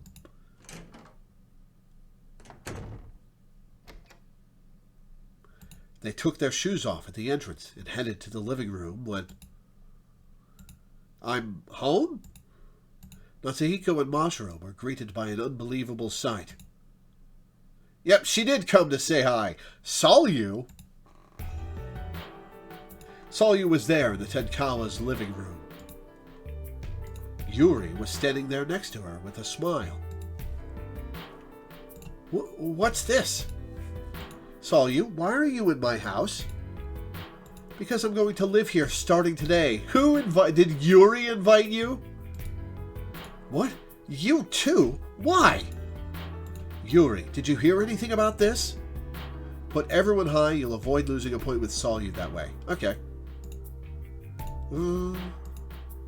Yuri didn't clearly answer whether or not she knew about the situation. Solyu spoke to Natsuhiko without giving Yuri a single glance. The decision's been set in stone. There's no more room for argument. Is this an order from Miyoko? Set in stone? Wait, for starters, why does it have to be our house? Well, at that moment, a voice rang out from further inside the room. Mom's here! It was my suggestion. Natsuhiko turned to the voice in disbelief. Hi, Mom. It's been a while, hasn't it, Natsuhiko? Mom? Professor? There stood Natsuhiko's mother, Miyoko Tenkawa, which meant that the car outside was probably a courtesy car for the professor. As a renowned physicist, she was extremely busy by nature, and has no time for her child. She was always stationed in Labo, and very rarely came home, meaning her communication with her son was essentially non-existent. You don't say a thing for quite some time, and this is how you greet us? I've been busy, so I couldn't help it, could I? Yes, you could have helped it. A phone call every day isn't so hard, Miyoko. Fine, whatever. Anyway, what's the meaning of this? Why saw you going to live here? Yui just moved here from France, so her place of residence hasn't been decided yet. So I'm letting her stay here for the time being. Yeah, from France, huh? With no parents? Yeah, Salyu's definitely a lab rat. The professor called Salyu by her real name, Yui, somewhat intimately. But that only got on Natsuhiko's nerves. So we have no say in it, huh? What kind of connection do you even have to Salyu, Mom? She's my distant relative, meaning she's your relative, too. Huh? Now that he thought about it, his mother's maiden name was Sanemiya. Oh, huh, okay. Maybe Salyu's... Huh, was Salyu naturally born and just brought into Labo? Or... is she... was she created? Now that he thought about it, his mother's maiden name was Sanemiya. And he did get the feeling she said she'd lived in France before, so perhaps they really were related, but... Is that true? What would I gain by lying about it? My grandfather's younger sister's grandson married a French woman, and she's their child. That makes you third cousins with 8th degree kinship, though, so you're essentially unrelated. No, in that case, that's even all the more reason why having her live here is a little... Why not? We've got an empty room, don't we? Yeah, your room? Are you okay with that, Salyu? No objections here. If that's what the professor wants, then I'll oblige. Yes, this decision's set in stone. Any other objections, Natsuhiko? I've still got work left to do, so I'll be heading back to Labo. Man, you are such a shitty mom. Fine, have it your way. Maybe they're secretly siblings? Well, if Salyu's a clone made from Sanemiya DNA, then she is Miyoko's child. Fine, have it your way. Natsuhiko lost his temper over how the professor slowed down for nobody. But the professor merely sighed and addressed Mashiro. Mashiro, I'm sorry for not asking permission beforehand. Take care of Yui for me, okay? You're asking permission from her?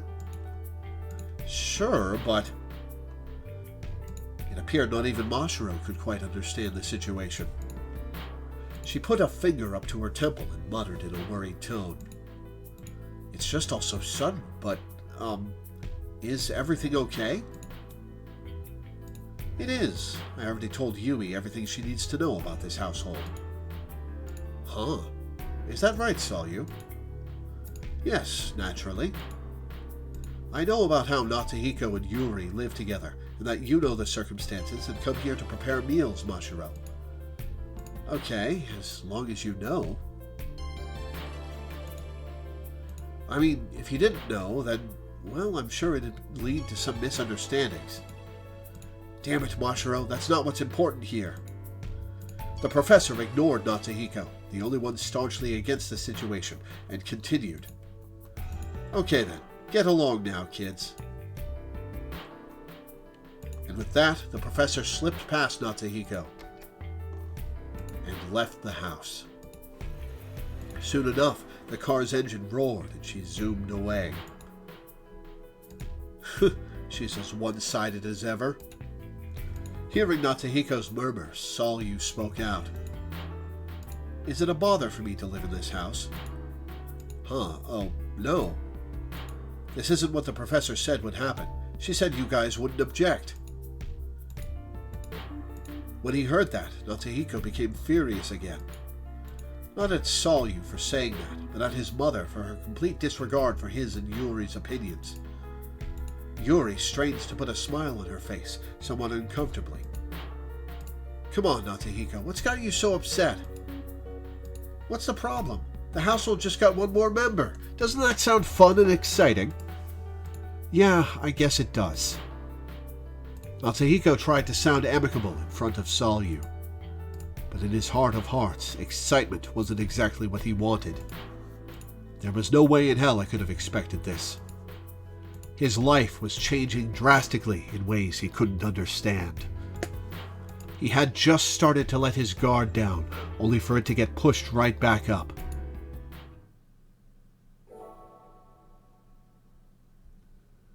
Mashiro made dinner that day, just like any other day.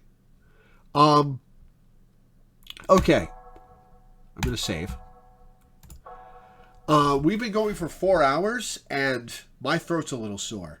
I think that's is that a good pause point, Shy? Or should I press on through this next scene?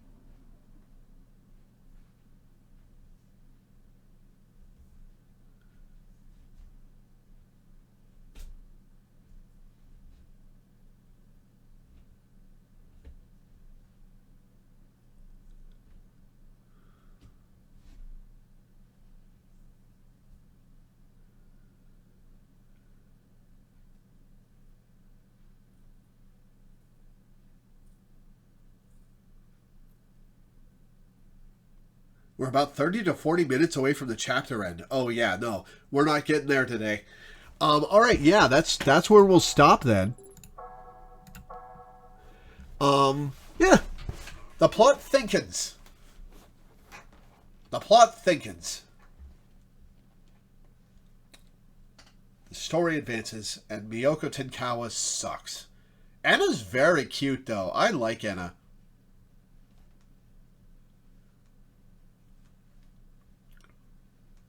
I'm fully prepared for that to get thrown back in my face a little later, but I like Enna.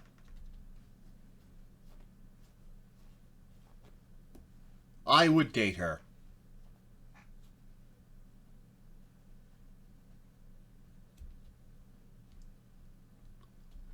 All right, well, that's where we're going to end for today. So I'll read my schedule and get off.